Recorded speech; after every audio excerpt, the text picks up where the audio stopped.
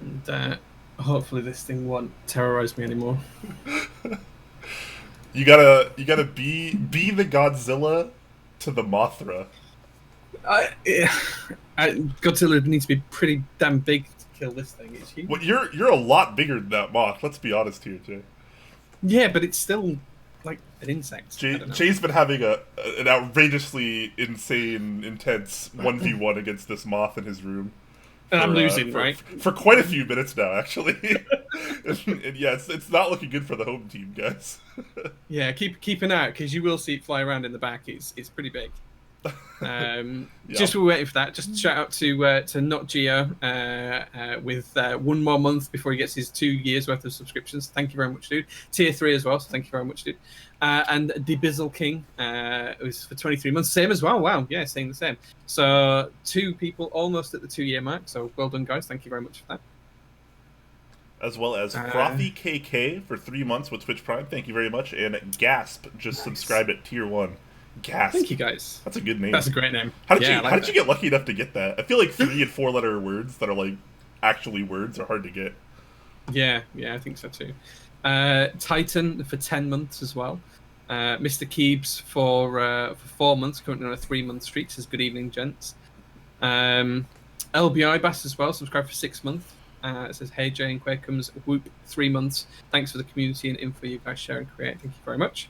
And DMC as well, the Twitch admin himself, subscribed for 4 months as well. We gotta be on our best behavior. Yeah, better watch out. Yeah, so much good stuff coming out. So little money, plus almost baby time. Oh well, congratulations on the baby. Oh, nice, very nice. Congrats, and thank you all very much for the subs. Hopefully Jay can beat this moth, and we'll be ready to actually start the show. It just landed on my leg, and now it's flown off.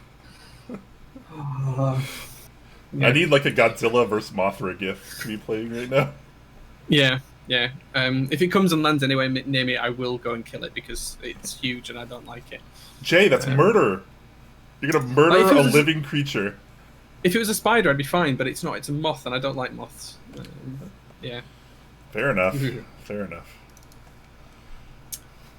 Are the moth memes coming back now because of this? Yes, lamp.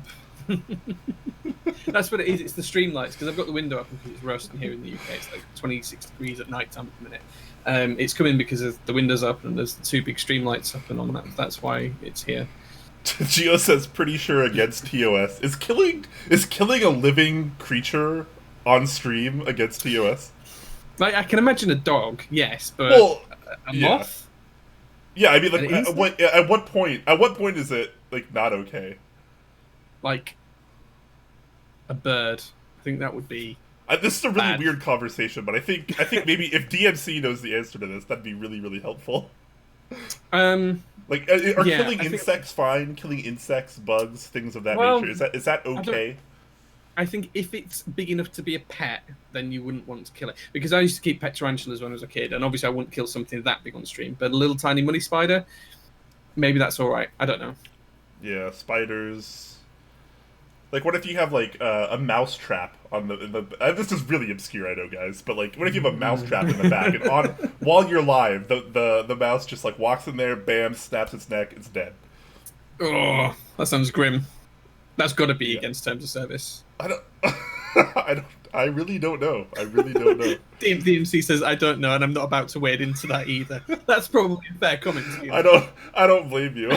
I don't want to go search for this stuff either, but I feel like I should brush up on my terms of service. It's been a couple years subreddit. Right? There has to be a limit somewhere, right? Well, of course there's going to be a limit. Yeah. I mean, technically, if we have a beer on stream, which is legal, you're technically killing yeast, which is a living creature, because you're imbibing it, you're drinking it. But if that's all right, where does the limit stop? I have a plant. I have a plant in the back that I haven't watered in a week. It's dying. Yeah, exactly. I've got dead cactuses on the window. You can't quite see them, but I've got dead cactuses on the window. Although, speaking of plants, whilst I've been away, my little cactus has sprouted. Look at this. Oh, nice. It's growing nuts. I like that container. That's a cool jar. Yeah, it's just a little mason jar. We've got a ton of them. The other thing that happened as well is one of my plants did die because I've got like a little ivy in here, and that's died with the other cactuses. So that did die while I was away because the wife didn't water it. But what are you going to do? I know. I feel like Twitch's legal department just needs to be in the back, being like, "What can you kill? What is not okay to kill?" Yeah, you can kill germs, but you can't kill critters. I guess I don't know. Plants are a grey area. Yeah, maybe. Julian, I don't know how to say this. I know who it is. It's Dewey, but I don't know how to pronounce that. But thank you very much for the tier 1 sub, my friend. Well, the DUI is actually pronounced Zui, so I don't know the rest. The DUI? Oh, is it? Yeah, Zui. Yeah. Subscribe for 2 months anyway. So on a 1 month streak. Yeah. I'm bad at usernames, and I feel like a lot of people just kind of like to use usernames that aren't really pronounceable by at least most American people.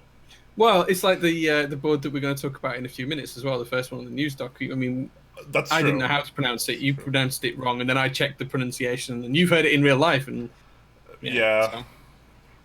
We're not always the smartest people here, but but gosh darn it, we try. List of options said, "How did you kill a cactus?" It's not the cactus, sorry. It's just in the cactus pot. It's a little bit of ivy that's in the cactus pot that's died off. And I think it's mainly just because the weather's been so scorching hot and humid here in the UK. The cactuses are all doing fine. As I said, the other ones sprouted like 4 inches. It's always been tiny, but now it's huge. As usual, guys, this is just kind of the pre-show before we officially go live in just a couple minutes, waiting for some people to just get in here and for everyone to get that bot ping and such. Usual course of action, but everything looking pretty good, so we'll start momentarily, guys. We have a pretty lengthy show today. Yeah, Rumai commented a few minutes ago, says, "Imagine tuning in right now. Do they even know they're live?" Yeah, we know. We're just being silly. You should have heard what Jay was saying before we went live. Talking about terms of service. Well, just kidding. Or am I?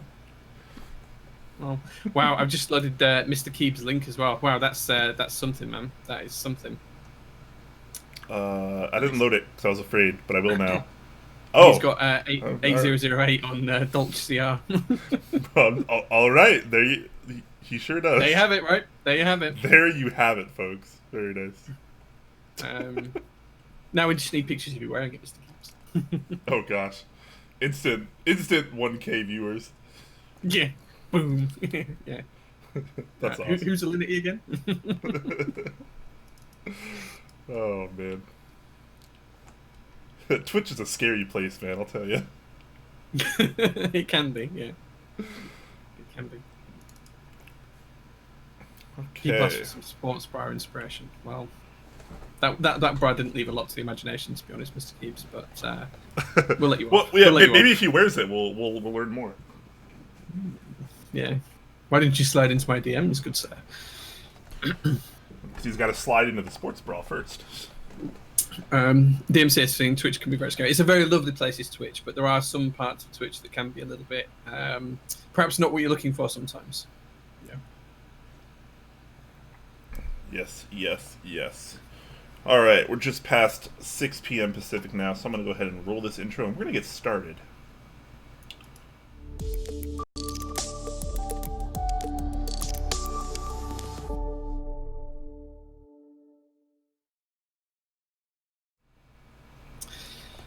Good afternoon, good evening, good morning. Welcome, fellow keyboard enthusiasts, wherever you are in the world. I'm Jay, and beside me we've got the lovely Brian, Mr. Quakums himself, all fresh back from the Seattle Meetup last week, which was absolutely stellar, and we'll talk a little bit more about that shortly. How are you doing, Brian? You doing well? I'm doing fantastic. I'm glad to be back from the Seattle Meetup. As much fun as we had, I'm glad to get back on the regular Top Clack schedule and actually do a show that isn't incredibly jankily set up at the Airbnb. So this is big gains coming out of Top Clack from this week since last. How about yourself? Yes. I'm tired. So going to Seattle, I didn't have a problem with the jet lag. I just stayed up, as you remember, I stayed up until like midnight, then crashed till 8 a.m. and then I was fine all the way through. So I was up for 36 hours, slept for 8, and then I was fine. Coming back, it's been a very different story, I'll be honest. I set off on Sunday, got back here on the UK Monday afternoon. Tried to stay awake until midnight on Monday. That failed. I ended up having a nap, which was worse than I could have done. And then yesterday I was falling asleep in meetings at 4 p.m. at work, which wasn't good. So yeah, I'm not back to normal as yet, and I don't think tonight's going to help either. But I'll be alright in a couple of days. Get the weekend out of the way, and I'll be fine. That's okay. It's always good to have a really packed news doc when we're not physically prepped for the show. Yes. Yeah. Sometimes Top Clack is like a marathon. It really, like, for your brain, it really is. Yes, we are wearing matching shirts. These were actually the shirts that were given to us at the Seattle meetup over the weekend. It was a paid entry kind of thing. I think it was between $10 and $20, depending on when you paid. But you got everyone got a shirt, which is pretty cool. Very nice shirt too.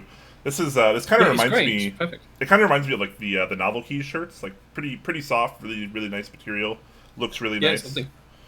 I like them quite a bit. This is by far my favorite shirt out of all the Seattle meetups that have happened so far. This is the third year where they've had a shirt design, and this one's pretty stellar.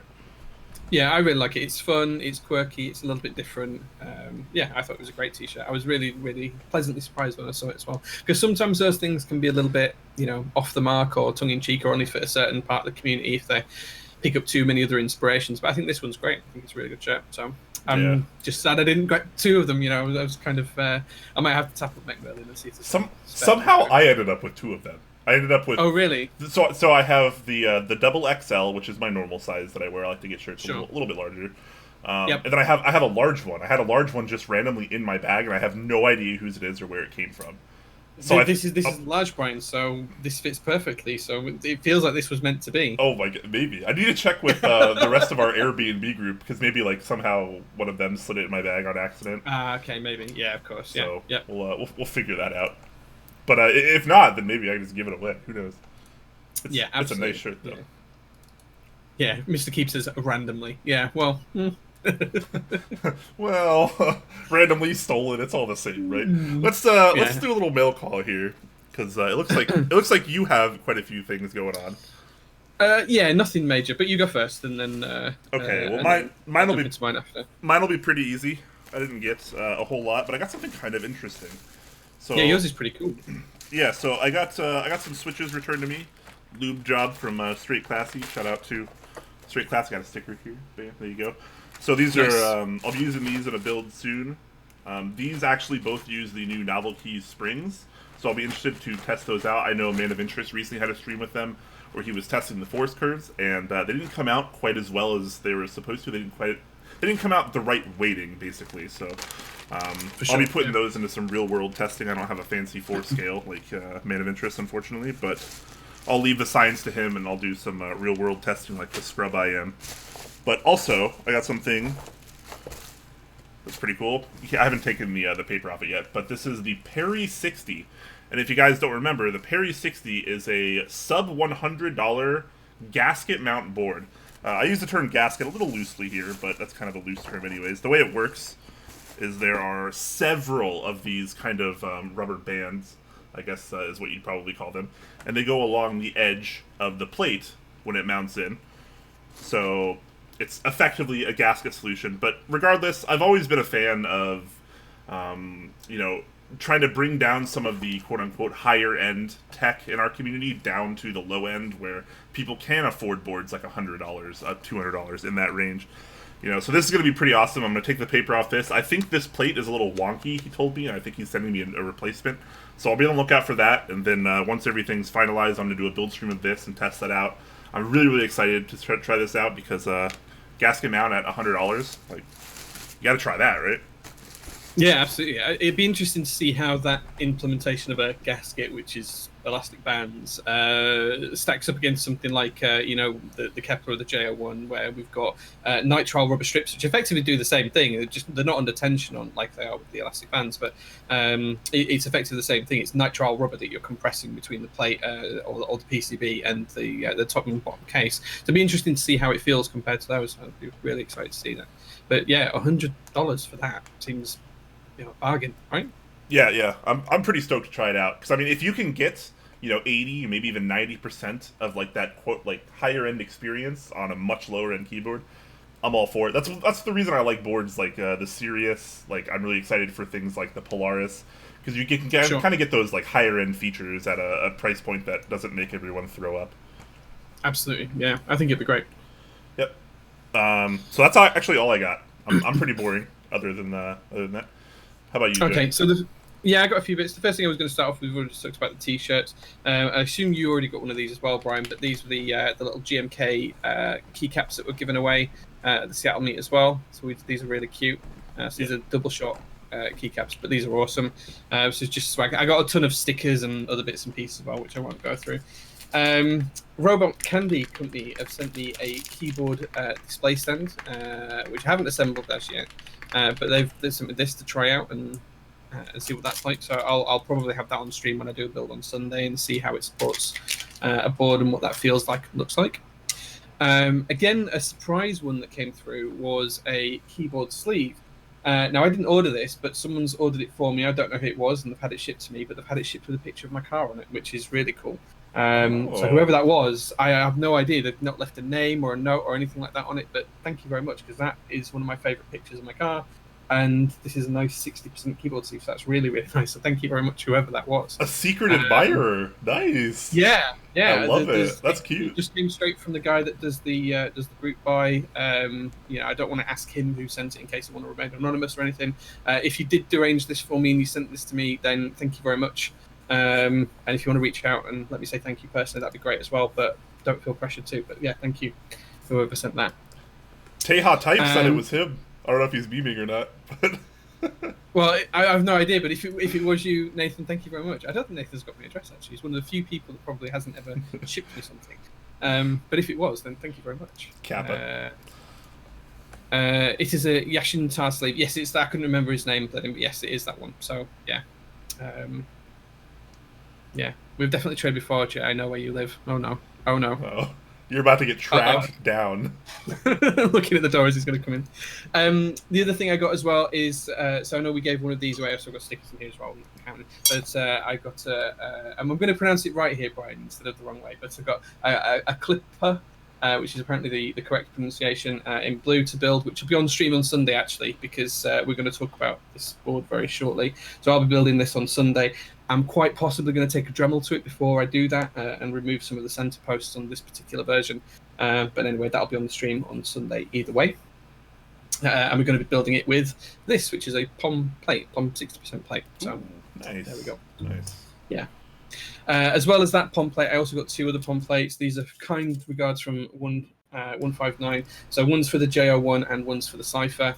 So I'll be rebuilding the Cypher soon, and I'll probably put a stream up with the JO1 with one of these in as well, because I've got 16 of them lying around at the minute because of the group buy going on as well. And then the next thing I got was 1,000 Holy Pandas with a cute little message on. How cute's this? Look. Try and get it in front of the Don't camera. dox yourself. Don't dox yourself.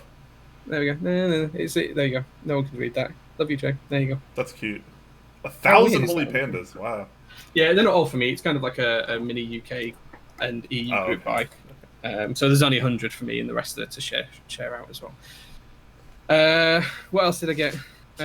Brian kindly gave me a set of some Creative. They are Creative, right? These Creative, yeah, the UV printed ones. UV pad printed. That's right. Yeah. And they're actually not bad. Yeah, I was really surprised by your set. I think yours is a slightly different colorway. I think yours is a white set, and this is a beige and grey set. But it's ANSI only. But I've got a couple of ANSI boards that I'm considering putting out, which is really good. And then the last three things that I got is I got a package to my Airbnb, to the Airbnb that we shared in Seattle, which has some of the new Aristotle clone switches called Phoenix switches, which I'll be actually using soon in a build, maybe even on Sunday, actually, I don't know. And I also got some really interesting new Utmu switches. So these are actually low pro switches, but they use an MX footprint, so they're not the standard low pro switches. These actually use an MX footprint, and these are clicky as well. So I've got those. And then the final thing, I'm going to tease this. I can't really talk about it yet, but I did get some sample caps from a new profile. So some people had a sneak peek in Seattle of these. I'll be talking about them on stream soon. I'm checking them out so you can't see too much about it, but there is some new profile news coming soon in terms of keycaps. So there we go. Cool. That's it. That's everything. New profiles, always exciting. Always exciting. Absolutely. Yeah. I really like them, actually. I think once I can get a full set to try, which should be soon. They've said that the first set off of the batch I'll be able to try. So I'm really excited to try that as well. Cool. All right, so now just a few announcements before we roll into our news doc. Of course, the banner image, the server image for our Discord, up in the top left there, we change that weekly based on subscribers' pictures. So if you want to go in and to Purple Chat, if you're a subscriber in Twitch, and go into Purple Chat in our Discord, you can post a nice little picture of your keyboard. Make sure to tag me so I can be sure to save it, and then I'll put that in the rotation of the rotating server banner. We change that every week. So, good stuff there. I already have a few things queued up, but we'll get you in there if you have a nice picture you want to see up in our server banner. Yeah, absolutely. Second thing on the list, tomorrow at 6 p.m. Pacific time, I'm going to be doing a little Seattle Meetup recap. Just a little fun, casual recap stream with 159 of Project Keyboards. He shared our Airbnb, and he was at the meetup as well. It was his very first meetup, actually, so that's one of the reasons I wanted to bring him on, so we can kind of talk about it from a couple different perspectives. So we'll have a fun time there, talk about the meetup, talk about the weekend, how you can organize meetups, stuff like that. It's going to be a really good time. And the end of this month, August 29th, is actually going to be Top Clack's 3-year anniversary. That's going to be our anniversary episode special. We got a few pretty awesome things planned, guys, as well as several giveaways. So look forward to that. I think next week, we'll probably, either next week or the week after, we're going to start opening some contests, as well as some forms that you can enter to be eligible to win some of these giveaway items. So look forward to that. It's going to be pretty awesome. I'm really excited. I love the anniversary episodes every year. Most of you that have been around for a while know that we usually do a song contest every year. That's my favorite part. It's been amazing the last 2 years, and I expect it to be awesome this year as well. So, yeah, look forward to that, guys. August 29th, and we'll be opening up some giveaway forums before that. Yep, definitely looking forward to that. It's going to be a really, really good stream as that. And as Brian says, we'll have some things in the build-up to that for you guys to enter in terms of giveaways as well, because we've got a few really, really good prizes that we've just been making a bit of a list before the show. So lots to look forward to there, guys. Yeah. Yep, it's going to be a really awesome time. All right. Speaking of awesome time, should we roll into the news doc? Yes, always an awesome time with the news doc, and with you, Jay. That was a terrible segue, but yeah. Yeah, I mean, we can't, now that we don't have Man of Interest to do the awesome segues anymore, we kind of just, we struggle in that department, but that's okay. Hopefully we make up for it in other ways. Your definition of awesome is very different to mine, then, clearly. Hey, he had some good ones back in the day, but yeah, they were, some hit or miss. It's always hit or miss. Anyways, let's talk about our very first news topic here. And we talked about this a little bit before, but we'll just kind of roll through it quickly. So the Klippe, actually the right way to pronounce that, apparently. I've been saying Klippe. That's totally wrong. Even though I've heard it in person. I hung out with Leandra just a couple weeks ago, and I still just can't say it right, apparently. But this is the Klippe mechanical keyboard kit, down to $199 right now, and this is kind of new for a couple of reasons. One, this is the R3 version, which is the first time we've seen the I don't know if he has a picture of it. It's the adjustable tray mount. So he doesn't actually have a picture, unfortunately. But there are removable posts in the center and the bottom by the space bar. So you can turn this 6-post tray mount into a 4-post tray mount or a 5-post tray mount, depending on how you see fit. So that's a pretty big upgrade there, which is pretty cool. As well as this is the first time we've seen the ultramarine colorway that he's been showing off a little bit in some of his renders and pictures previously. Pretty stoked about that color. I think that color is freaking amazing, and I'm hoping it's lovely. Yeah, yeah. I'm hoping to get the tinned in that colorway, because that is just freaking lovely. As well as your color options, other than the ultramarine, you have the round 1 gray, which a lot of people really liked. That was a really popular colorway in his previous group buys. He has silver and black, so pretty standard stuff for those.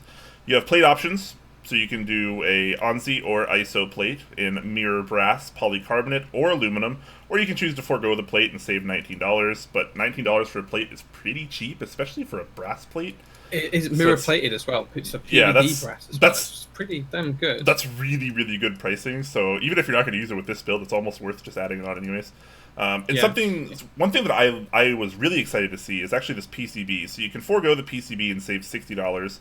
Or you can keep the PCB in there, and that is a WT60-D, which is designed by Wilbatech. And I'm actually going to go over to that product right now just because the PCB is actually pretty cool. I do have one of these on the way, I think, so I'm pretty excited to check this out. But so here we have USB-C. It does have VIA support, and as you can tell here, we actually have 2 flex cuts, pretty beefy flex cuts on this PCB. I'm a man that enjoys a lot of flex in the typing experience. Jay, maybe not so much, but this is something I'm really looking forward to. Yeah, so I just think there's a couple of things as well on this one. So I think in terms of the PCB, it's very, very similar in terms of the way the flex cuts are added, or the consistency cuts, as a lot of people refer them to, as the Profit, which I built. And I know you got to try that out, Brian. So I think the IDB60 kind of overshone the Profit for you in terms of the flex capabilities. But I know when we were looking at the Profit in Seattle, you could tell that it has got that kind of flexibility to it. So I think it's going to be very similar in terms of feel to that. Again, both 60%. So I'm excited to see what the PCB is like. Sadly, I don't have one for my my build on Sunday. I'll be just using a generic 60% PCB, but that should be fine as well. And just jumping back to the plates as well. So whilst you do have the options for the ANSI or the ISO plates, it's worth bearing in mind that these are only partially fixed, so the bottom row is still quite open. You do have a lot of choice on the bottom row. It's just around the enter key area where the plate tends to be a little more fixed than normal as well. So you still have all of the you can still split right shift or not if you don't want to, and you still have multiple options for the bottom row as well. So it's just worth bearing that in mind as well, guys. Yeah, definitely. So pretty stoked about this. There are a few adjustments to this revision, so he does claim there is a 1mm height adjustment, and it is slightly heavier. He does not say how much heavier it is, and he does not say whether that height adjustment is up or down, or where it is in particular. So I'm a little interested about that. So if he's watching now, or maybe he might catch the VOD or something, let us know where that 1mm adjustment is, because that could be a pretty big deal if that's like in the front, and that's like up or down. Like it's you don't really know. So yeah, definitely worth trying to find that out. Yeah, so pretty stoked about that. He has lots of options. Pretty good price, $199 for you know a plate and a PCB with it. PCB looks pretty darn good. So the interesting thing as well is if you take the plate and the PCB off, I think it's $150 without the plate or the PCB. Oh, sorry, $120 without the plate or PCB. Yeah, so even as just a tray, if you've already got a 60% tray mount build and you want to switch over to something that's got a little bit more options or choice or colorways or something like that, this could be a really good option for that. Yeah, $120 is pretty good for something of this level of quality, and it's significantly cheaper than previous rounds as well. So yeah, absolutely. I think since we're already on this site, I'm gonna swap to topic 3, and we'll come back. Right, okay. I don't know why I didn't order that right. That's my fault, but we're gonna do this. We're gonna do this a little bit differently. But anyways, so as well as the Klippe, we also have the new Tind, which is finally getting an official interest check. We kind of briefly scanned over it when he was kind of teasing it before, but this is actually an official interest check. It's all out now. If you guys weren't aware, the Tind is actually what the Fjell Pro was going to be. So a little bit of a naming change there. Tind is now, instead of the Fjell Pro does not exist anymore. But a lot of updates to this. So, you know, you guys remember, and it was 2017, I think, 2016, 2017. Keyboards have changed a lot in the last 2 years. We've seen a lot of new inventions, a lot of new innovations, and kind of styles, and a change in what people like. And instead of it just being a standard 2-piece top mount Fjell, basically, which is what it was going to be, which would have been fine in 2017. That would have been like the standard. Now the standard is much higher. There's a lot more gasket mount products. There's a lot more seamless designs and a lot of small nuances that you see in a lot of boards these days. So this is kind of the updated version of that. Yeah, absolutely. And it's worthwhile just jumping in and saying here that in terms of the design, it is very much a seamless design. So as you can see from a couple of the renders Brian is showing now, the top case fits around the base, so it gives you that completely seamless design. And if you drop that side down, you would you just have a flush seam at the bottom. So the red base on these particular images, you'd only see if you turn the board over and you looked from the bottom. In terms of the actual mount style for this one, it's something Leandrin is calling total isolation mount. When you look at it, it's very, very similar to the isolation mount in the Kepler and the J01, which we termed just true isolation mount. So it's very, very similar in terms of a 3-layered design. So you have a layer that acts as like a skirt that the plate sits on. You have a layer of material that goes around the edge of the plate, and then you have a layer across the top of the plate as well, just around the edges as well. So another skirt on top, effectively. And there is a nice little GIF that Brian has shown. It's probably a little bit small, is that Brian? I think. But there's a nice GIF showing that being installed. So feel free to go and check that one out, guys. Check that GIF out and have a look at it and see the video being put together, because it is quite interesting. But it is very similar to that mounting style that I've mentioned before on the Kepler and the JO1. Yeah, it's interesting because it is very similar. It does have the kind of gasket above and below the plate, but interestingly enough, instead of doing a gasket in the middle of those two, like the JO1 or the Kepler, he opts for a carbon fiber spacer, which I thought was pretty interesting. So it's still isolated from the rest of the case, but instead your plate is now touching a carbon fiber spacer. I'm really curious to see how that's actually going to affect the typing sound and feel. Yeah, absolutely. It's interesting enough that I've actually ordered a carbon fiber piece for the J1 to see what it makes on the same board, so I can try the two together effectively. So nitrile rubber carbon, nitrile rubber, or nitrile nitrile, and see how that works. So definitely interested to see what that looks like. In terms of the rest of the case that we talked about, so it will have an optional brass insert as well. I couldn't find any image of that, so I don't know if we know how the insert's going to work as yet, but I expect that'll just be as an accent piece to add extra weight. You can have it with or without HHKB blockers, so you can choose different top styles. It will use the same PCB as what we've just looked at on the Klippe, which is the WT60-D, and it will have VIA compatibility as well, being a Wilbur product. And then there will be some custom high-end packaging material, which haven't been shared yet, use that as well. So definitely some of that to look at. In terms of colours, it'll be ultramarine, round one grey and silver. There's no black option on this, and there's no red option either, even though it's in the renders. I think that's just to show the two different pieces and make it clear in your head that there's two different parts. And it will be quite a small round with a limited number. Yeah, definitely. So plate availability here is going to be pretty standard: aluminum, brass, and polycarbonate. We've seen that all before. One thing that's kind of cool that he's doing, though, is he's offering half plates for any of those. So you can do half or full plates in any of those three materials. It would have been cool to see a palm option, but he might release plate files. We don't know yet. That could be kind of cool. Palm plate, true to my heart right now. I kind of just want to palm everything. Yeah. So, but pretty happy with that. Yeah, pretty happy with where this is going so far. It seems like a pretty awesome build. I'm glad to see that he's really taking it seriously and bringing that Fiel Pro, which would have been kind of meh at this point, into the tinned and changing it almost entirely to be a little bit more modern, keep up with the rest of the keyboard trends that are going on right now. Yeah, absolutely. I definitely want to try one of these out. I love 60% form factor. I like the design of this. I like the top case. I like the mount style. I want to try it out and see how it works. So yeah, I'm pretty interested in this as well. So yeah, there is a chance we will be able to get a prototype to check out. When he was in Seattle, that's one of the things I asked because I really, really, really want to check one out. And, in person, he's probably not going to say no because, he's too nice. So I made sure to get him in person. But, yeah, hopefully we can check one of these out, even if it's just temporarily and we have to send it back, whatever. If we can do a build stream or something, just so we can kind of gather some thoughts and show people what's up, I think this is going to be really, really awesome.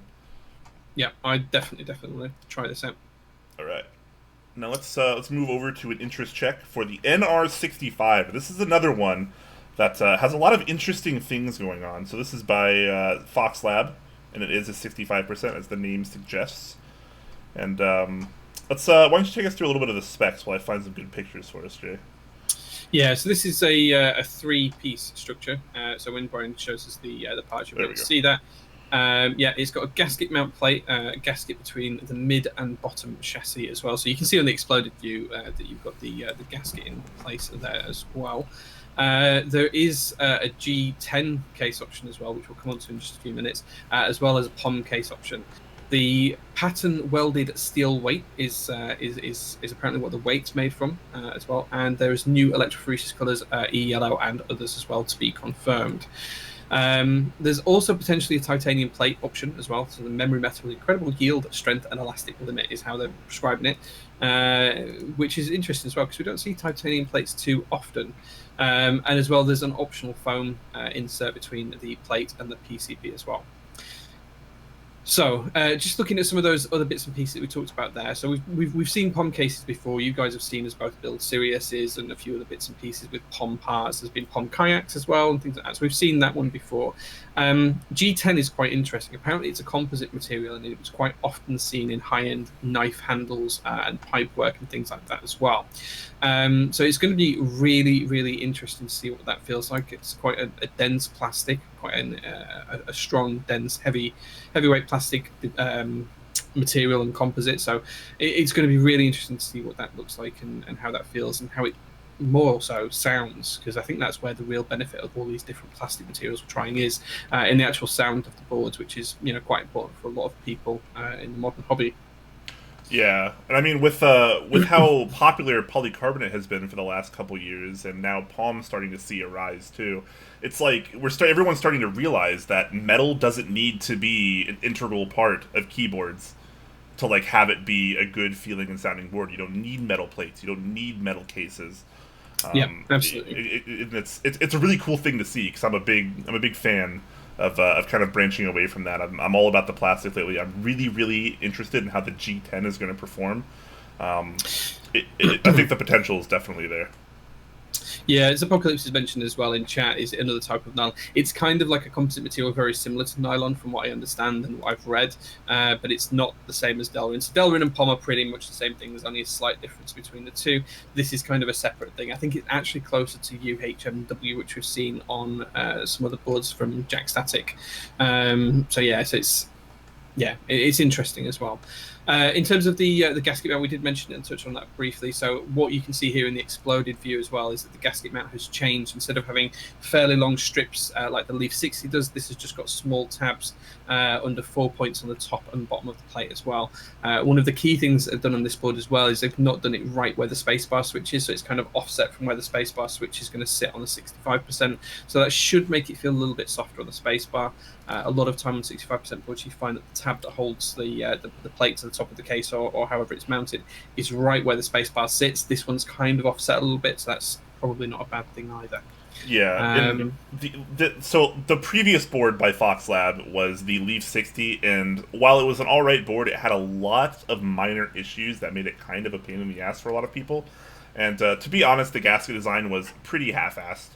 I'm glad to see them kind of taking a step up here. It's going to look a little bit more elegant. They have all these kind of smaller tabs for the gaskets on top and bottom, as opposed to just putting on a layer, a strip of bump on and slapping a plate onto it. It wasn't very elegant, and I'm going to be honest, I didn't really care for the Leaf 60 that much. I thought it was just an okay board.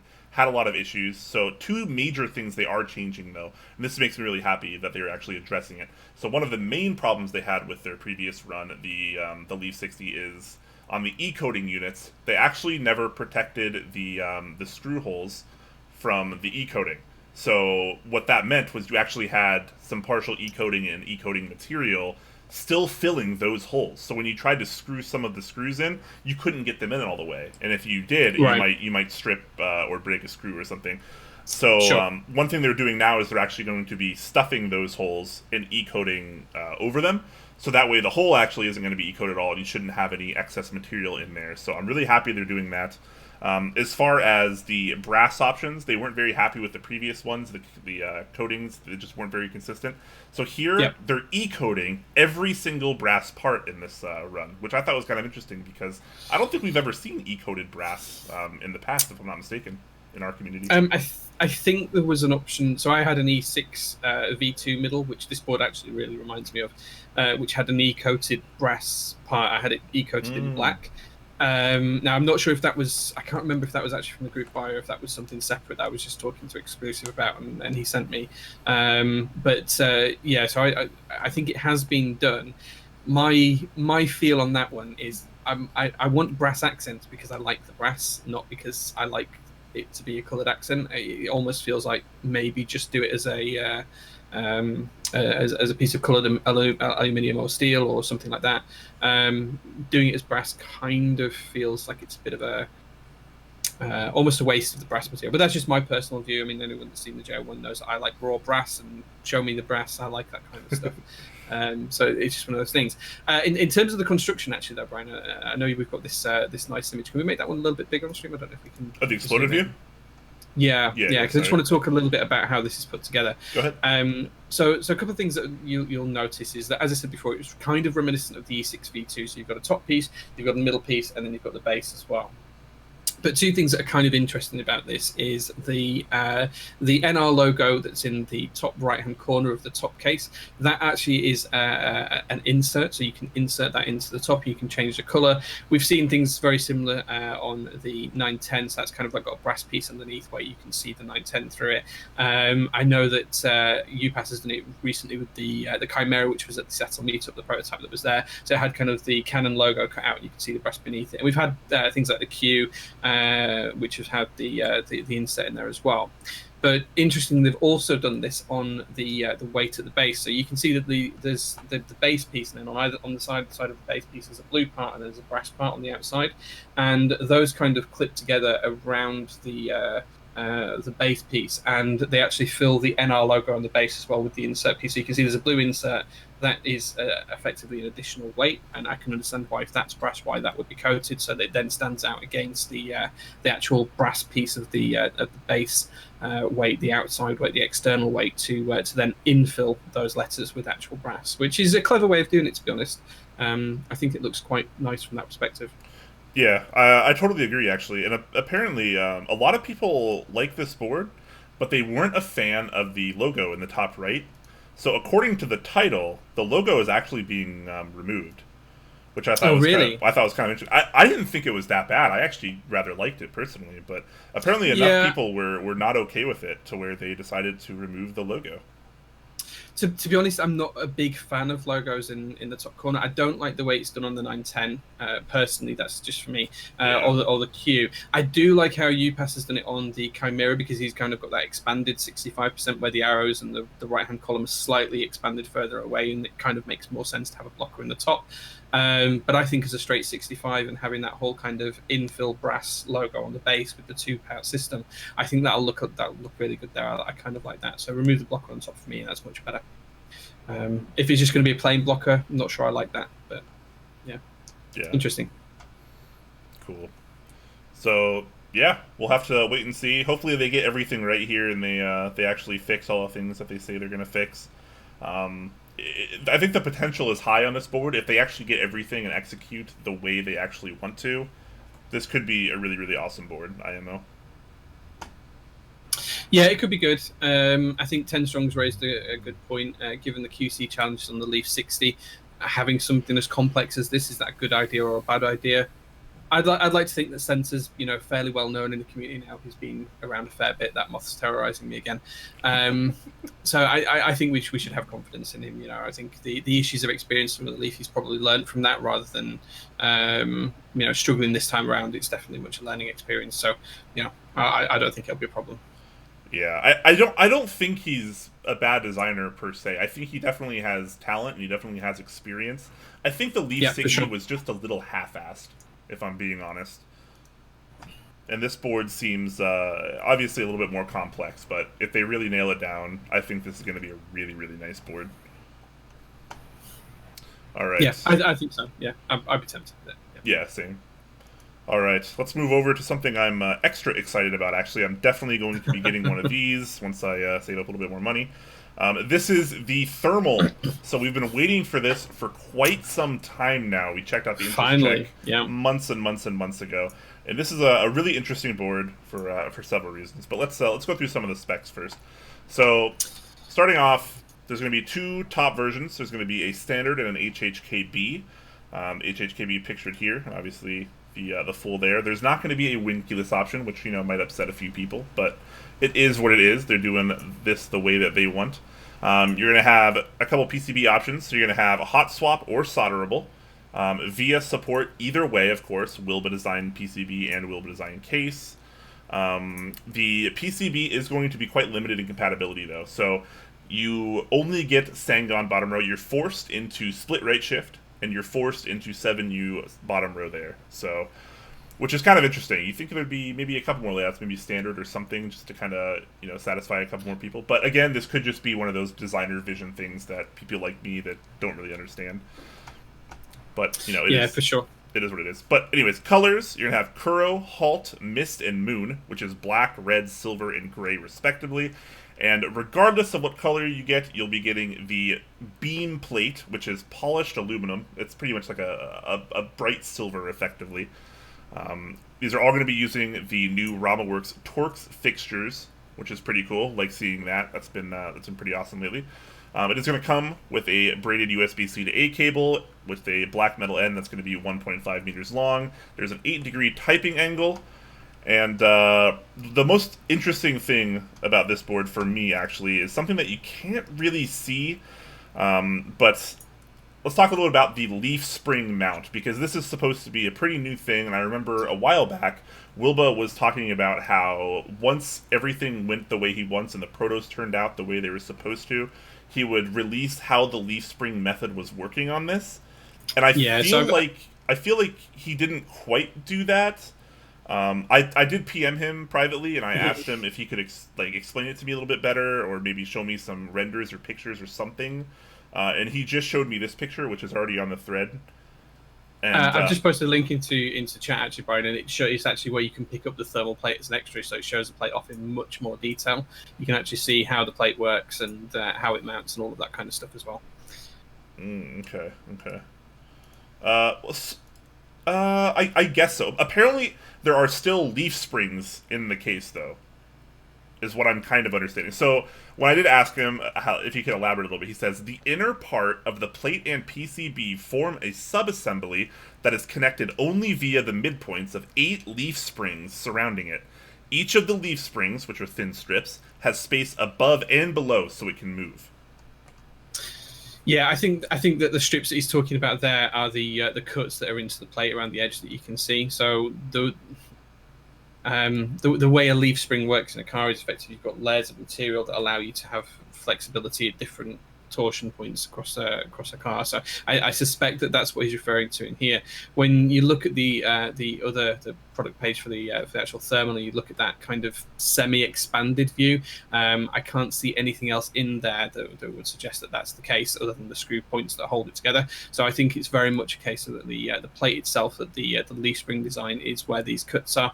So effectively, what you've got is you've got around the outside edge, you've got one series of cuts which are quite long and horizontal or vertical down the sides, so to take up the full length of the side, and then you've got a thin piece of material, and then you've got additional cuts. So around the corners, you've got one piece that goes around each of the corners, and then you've got 2 pieces across the horizontal, again with thin points that hold it.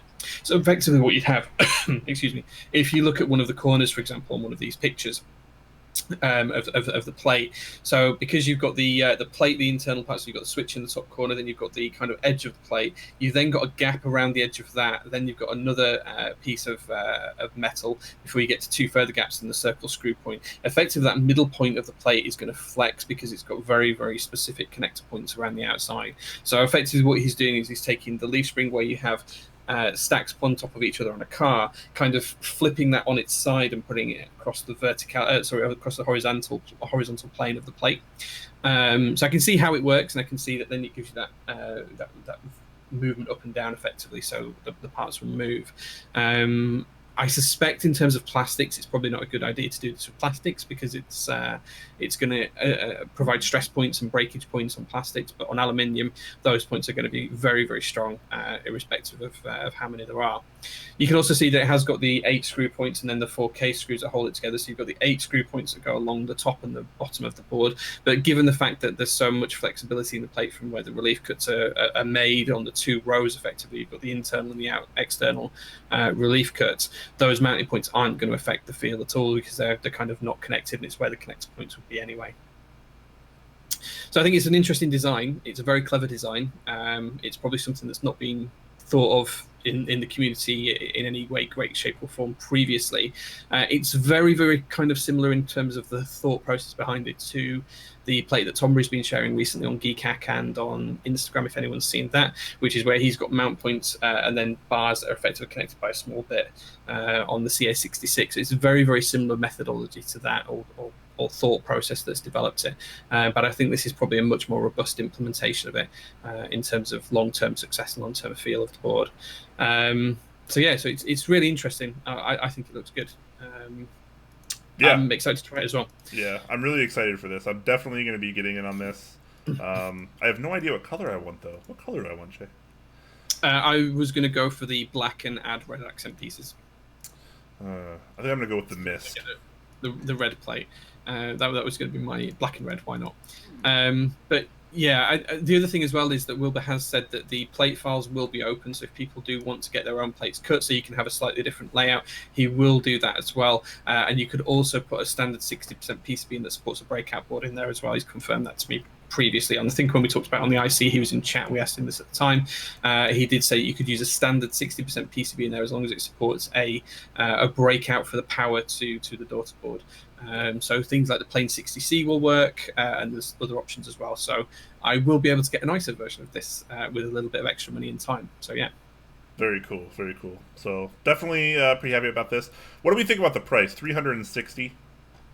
Seems pretty reasonable, I feel like. Yeah, I think that's perfectly fine. $360. It's it's a mass-produced board when it's coming from Rama. He does produce large numbers. I think that's perfectly fine price considering what you get for that. I'd probably go for the HHKB top as well just because it looks so nice. But yeah, I think the price is fine. $30 for an extra plate, but with all of that cutting on the extra plates, I think that's a cheap price as well. A lot of plates that have got simplified cuts and they're a lot simpler to produce, then that would be a lot more expensive. So again, I think the economies of scale and the sheer volume that Rama can produce, I think that's going to help out. Yeah, super stoked for this one.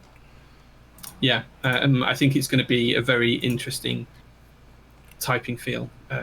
I'm really excited to see it. In fact, actually, there is a picture that shows the PCB sat in the bottom case, and there's no other internal parts that could connect. So I think my anticipation of the way it works is there as well. One of the things that you can see is that where the plate does sit, because the plate goes edge to edge of the board, so when you see in the fins on the side, that's actually the plate that goes edge to edge. But if you look just internal to that, at the side of the PCB, there's a thin 0.5 centimeter strip of gap, and effectively what that's going to be is the movement allowance for the first row of those relief cuts, and the second row of relief cuts will be around the edge of the PCB. So that's adding to the flexibility. That's giving you more in terms of that flexibility, is expanding it out from the side of the PCB further into the sides of the case. Yeah, very cool. Looking forward to this one, Wilbur. Yeah, totally stoked for this. Yeah, I'm definitely going to pick one of these up.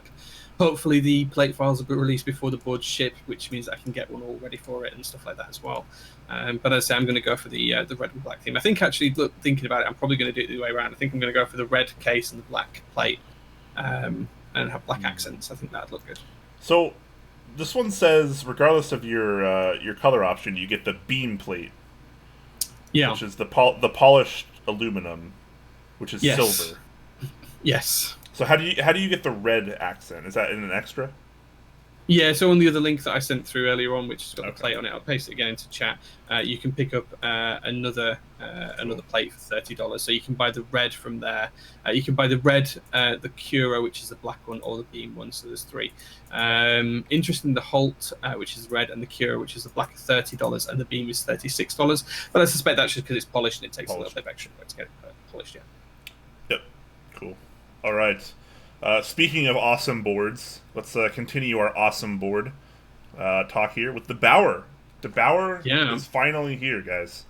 Finally here. We've been waiting on this one for a while. Dixie's been teasing this one for quite a while, and a lot of people have been waiting for this one. So why don't you tell us a little bit about the Bauer here? Yeah, so the Bauer, again, as Dixie and I spent quite a long time discussing, is a true or a full isolation mount board in the fact that the plate doesn't touch the case in any way, shape, or form.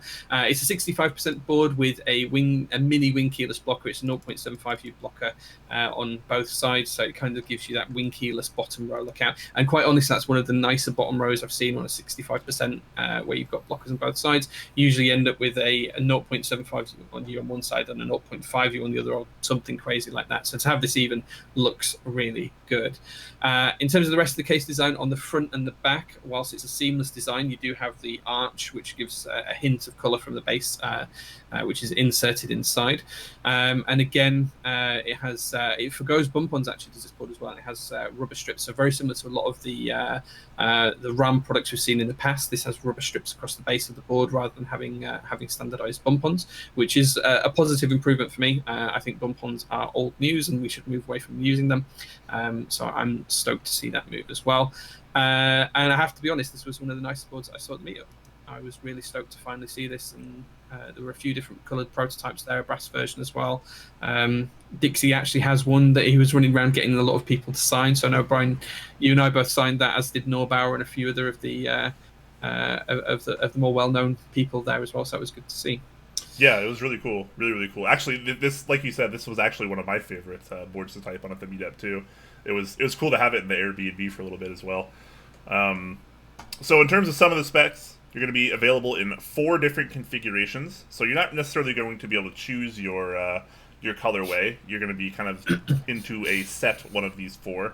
So you can either do gray alu top, cyan alu plate, cyan alu bottom, or you could go for the bronze option, which is a bronze alu top, brass plate, and brass bottom, or you can go for silver alu top, gray alu plate, and gray alu bottom, or you could go for gray alu top, brass plate, and brass bottom. So 2 different aluminum options, 2 different brass options.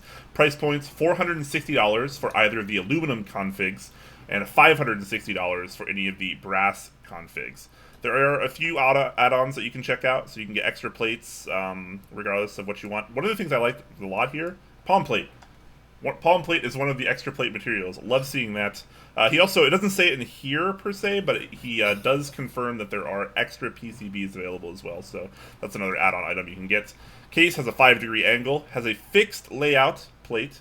I imagine plate files will probably be released afterwards, so maybe you can get some a little bit different, but fixed layout for this. It does force split backspace, which is kind of interesting. And this, like Jay had been mentioning previously, this kind of bottom row is pretty unique to this 65%. That way he's able to get 2 1U blockers in there and still retain a 7U spacebar, which I thought was pretty cool. This is definitely the best bottom row I've ever seen on a 65%. Are they 1U blockers or 0.75? I thought they were 0.75. Oh, are they? Oh, my bad. Blockers. I might be wrong. Think, yeah, my apologies then. My apologies. People will set me straight in chat. Everyone's going to call me a moron in chat. In 3, 2, 1, there we go. The other thing as well I wanted to go out on this as well is it does use a Wilbur PCB. So we talked about Wilbur a lot on today's show because, well, he's a legend. It does use a WT60-D PCB. Now, the other thing that I do note as well is that this does use a breakout USB-C daughter board, which is becoming the standard. We've seen it on a lot of boards recently. It is on the thermal that we just talked about a few minutes ago. It's been on a lot of other boards as well. Kepler, JL1, all that sort of thing. We've seen it a few times now. What's really interesting and clever about this is Dixie's actually kind of flipped this one a little bit on his head, and instead of mounting it with the PCB and the USB port on top, he's actually flipped it over and mounted it the other way around, which is really nice to see because it means you get that USB port really close to the bottom of the desk as well, which is good, and it's a nice little innovation there. And the other thing it does mean as well is if you can find a 65% PCB and if the plate files are open, it means that you don't have to technically stick to this layout because you can just use another. So I know Martin, who did the plain 60, he's doing a plain 65, which is going to be very similar to the plain 60. So there may be other options as well if the plate files are released to have additional layouts on top there as well. So again, it would be an extra cost and it wouldn't be supported by Dixie, but it might be an option for people going forwards. Yeah, so really, really awesome board. There's going to be 3 ways to get this, which is kind of interesting. So it might seem a little complicated, but it's really not. Just stick with me, guys. So 3 ways to enter. There's going to be 20 units available first come, first serve on this store. So if you're not one of those first 20 people, you've already missed out on that step. That won't actually launch until the 14th of this month, 10 a.m. Central Time. So make sure if you want it that way, that's going to be going really fast. That's going to be sold out in like 1 second probably, if I had to guess. Maybe it might hit 2 seconds. You know, maybe if you're lucky. There's going to be a raffle sale immediately after that, from what it seems like, and I imagine, you know, after 2 seconds, that's pretty quick. So you'll just be ready for that raffle sale right after that. That's also going to be 20 units. That's going to be open for 24 hours though. So you'll have a little bit more time to enter that and actually, hopefully, potentially win that. But again, 20 units, just like the first come, first serve. And then finally, they're going to opt for a victory auction of around 10 units. And we've kind of seen how victory auctions work in the past. We've explained it a few times. But yeah, so that's going to be pretty interesting. That's going to take place after the kits have arrived. So that's going to be a little bit later on down the line. That's not going to happen right after the raffle or anything. It's going to take a little bit. No. And the key thing to call out there as well is it's approximately 10 kits for that. That number may go up or down depending on how many extras Dixie orders and how many QC issues there are, if there are any at all. So if there's a problem with any of the 20 first come, first serve, or 20 of the raffle sale kits, that may eat into the volume of victory auction kits available as well. So there might be some slight tweaks there, so that's why it's an approximate number for the 10 in the victory. So just worthwhile bearing that in mind, guys, because that's not something that Dixie's going to know until after he shipped the first come and the raffle sell boards. Yeah. Truffle KV in chat says playing chicken with your wallet. That's a really great way to put it. Yeah. Yeah, I think the victory auction is really interesting. I know Brian and I were actually talking about this before the show, because I was speaking to someone who actually works in auctions, in a friend of mine who works in the auction industry, and he was suggesting some other things. So at some point, I did start to write an article on victory auctions a while back, so I may finish that off at some point soon and add some additional ways you could possibly run something similar, but not quite in the same vein, that might be a little bit fairer to both the buyers and to the vendors as well. So there's definitely, it's good to see some people changing stuff in the community and trying to keep more of the cash that's spent on these boards in the aftermarket within the kind of designer element of the board and the vendor element of the board, rather than in the flipper element of boards that are seen on the aftermarket. So we have to laud it for that. Again, I think it's still early days in the keyboard community for victory auctions. We'll see tweaks and changes to that format over time, I suspect. And it's interesting to see how it goes. I think Dix is actually the first person to do this with his first board as well. Everyone else that's done it has had other products and projects out there first. So interesting to see that. Interesting. Yeah, definitely. So make sure you guys got your wallets ready if you're trying to get in on this. August 14th, 10 a.m. Central Time. That's when the first come, first serve starts, and everything follows after that. It's also worth noting that, let me try to find the exact wording he uses here. Okay, here we go. Only one board per customer. So if we see that you got a spot and then proceed to join another method, attempting to get 2 or more boards, your spots will be taken away and you'll be banned from all future sales. So basically, if you get one for one method, don't try another method. Otherwise, you're not getting anything. Yeah, I think that's a really, really good point as well. So if you get the first come, first serve, don't enter the raffle. If you don't get the first come, first serve and you do get the raffle, don't enter the victory. If you don't get the first 2, or you just want to spend a bit more cash and put a bit more cash into Dix's pocket, wait until the victory auction. So I think it's a very, very good point that he's done that. Again, it's to deter people flipping the boards afterwards, and I commend him for making that choice and being really clear up front about that. Yep, absolutely. So shout outs to Dixie on this one. It was definitely one of the better boards I felt at the meetup. I like this one a lot. I think it does a lot of things right, and I'm looking forward to seeing how this goes. Yeah, agree. Yeah, I think if you're going to pick a colour for this one, Brian, which one would you go for? Oh, boy. I think... I'm just cycling through them again real quick. Sorry, guys. I think if I had to pick, I'd probably go with the configuration that gives more cyan. I'm a big fan of cyan, so probably, I guess that'd be number 1. Okay. The gray top, cyan plate, cyan bottom. I think that'd be where I'd go. Yeah, I think I'd go for the bronze and brass base. I think if I was going to pick one up, so that'd be option 2. I'd go for the bronze top, which is kind of like a brownie coloured top, and then the brass accents as well, because I think that just works really nicely. That bronze actually does look pretty good too. It was so good at the meetup. It's definitely my favourite colour at the meetup. Yeah, I don't know. They're all pretty good. I think it's a well thought out configuration. One last point on this board is one of the pictures actually shows it, and I'm going to play devil's advocate now and maybe wind Dixie up a little bit with this, but I'll preface that before I say it with this. One of the pictures does actually show an 8008 themed board, and one of the topics we'll discuss later on in the show is 8008, but that's not available to buy. Is Dixie missing a trick here? Or are we just none the wiser to something that he knows? Maybe. I'm playing devil's advocate. I will say. Uh, so Yeah. yeah, it's an interesting point. So, Yeah. I mean, no, you're absolutely right, because I've seen multiple people already asking that question, and like 8008 is a pretty hype key set, and I think it's going to sell a lot of units. And Bauer, obviously, a lot of people into it. I think a lot of people would like to see the 8008 configuration Bauer. I don't think you're wrong. I don't think you're wrong, which is why I mentioned it. So yeah. Dixie's actually just posted in chat. I can't tease you a little. Well, it's not just us you're teasing; it's our audience as well. So I mean, you can tease whoever you want as much as you want, but that doesn't mean we're not going to say something about it. Our whole job is to talk about what's going on. Yeah. You can't pass them over on us. Well, you probably could, but hopefully you can. Shout out to Talisman Solutions, who donates 1,111 bits, and he gifts a tier 1 sub to Visionaire. So thank you so much, Talisman. We appreciate that, man. Thank you very much. Heck yeah. Okay. All right, let's move you ready on. To jump on to the next one? Yeah. Yeah. Why don't we talk a little bit about something that may or may not be near and dear to your heart? Well, I think so. I'm going to preface this. So this is the ISO, the one key macro pad by Illuminati, or for those that know, it's Black Simon within the community, and it's been run by Doyu Studio. But I would argue that this is actually more useful for people who don't use ISO and use ANSI layers, because you guys are the ones that have got all of the ISO keys laying around doing nothing, right? So this is a 1U macro pad. It is for the ISO key, as you can see in the pictures there. Multiple different colors. There's quite a few different pictures of showing these off. But it is, it's a bit of a tongue-in-cheek joke. I know that UPass was going to run one that was designed by Tez a while ago.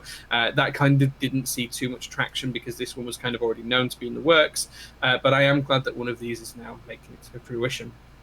So as I said, this is designed by Simon, or Black Simon, as you may know from Reddit. He runs the custom keyboard subreddit, and there's a few different specs in this one. So it has an 18mm front height, an 8-degree typing angle, which just means 8 degrees. It's not really a typing angle, but no, it's a typing angle. Go with it. Okay, I'll go with it. It weighs 69 grams, which for a one key macro pad, that's pretty chunky. Do you think they targeted that weight? I will be honest. I was speaking to Sam about this. There's a reason why the price is the price it is, but we'll come back to that in a second. Awesome. All right. There's 6 color options. There is a plate as well, which is top mounted. So this is a top mounted 8-degree angle typing angle board. It has USB-C, and it does have a PCB designed by AIO3, who does make really good products with in-switch LED and a dedicated reset switch as well, just in case you want to be able to program it on the fly and all of that kind of stuff as well. In terms of the group buy, it's open for 31 days. It started on the 1st of August. That's today for you guys in America, which is yesterday for me. There is 150 units that it needs to hit for this to be made. So that's an MOQ. If it doesn't hit 150 units, it won't be made and it won't proceed. If it does hit 150 units or more, however many they sell, they will make. And shipping will be in around 8 months. So when we looked at the interest check for this, Simon said, realistically, it's probably going to be a little bit shorter than that, but he's allowing 8 months to make sure that no one's disappointed with the timescales and to give himself plenty of time to do quality control and all of the other things when they arrive. Under promise, over deliver. I like it. Absolutely, yeah. So he's planning for delays already. He's seen how group buys go. He's not trying to be unrealistic with his timescales. He's trying to be more realistic, which is a great way to do it. There's no limits on the number of these per person. I've already bought one. I'm probably going to pick up another one. And orders will be shipped in batches in the same order they're received. So as orders are placed and he places those at factory, whichever ones that come in, they'll ship in batches. We'll probably get 20, 30 at a time shipped to him. He will ship those out as they arrive and try and space out the delivery of them. So that's probably an easy way for him to manage the actual logistics behind the board as well. Yeah. One thing I want to point out, just because it makes me laugh every time, not only is the plate top mounted, it's polycarbonate. Oh yeah.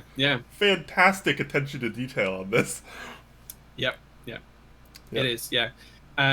So as I was saying at the beginning, and I was going to say this towards the end earlier on, I do think that this is a better fit for people that are ANSR users, because you guys have got all of these ISO keys that are lying around from unused key sets and things like that, which is sometimes a bone of contention in group buys and things like that. So I think it's perfect for anyone, whether you like the key or not. It's a great macro pad to have a one new key to do anything. You can use it to turn your PC on and off or whatever. I'm going to program one up to do my lighting rig here in the office. That's one of the plans I have. The other one will probably replace my Ocelot, because I'm tending to focus less on the macro keys I used to use a lot of, and just use the Ocelot to power on and power off my PC lately.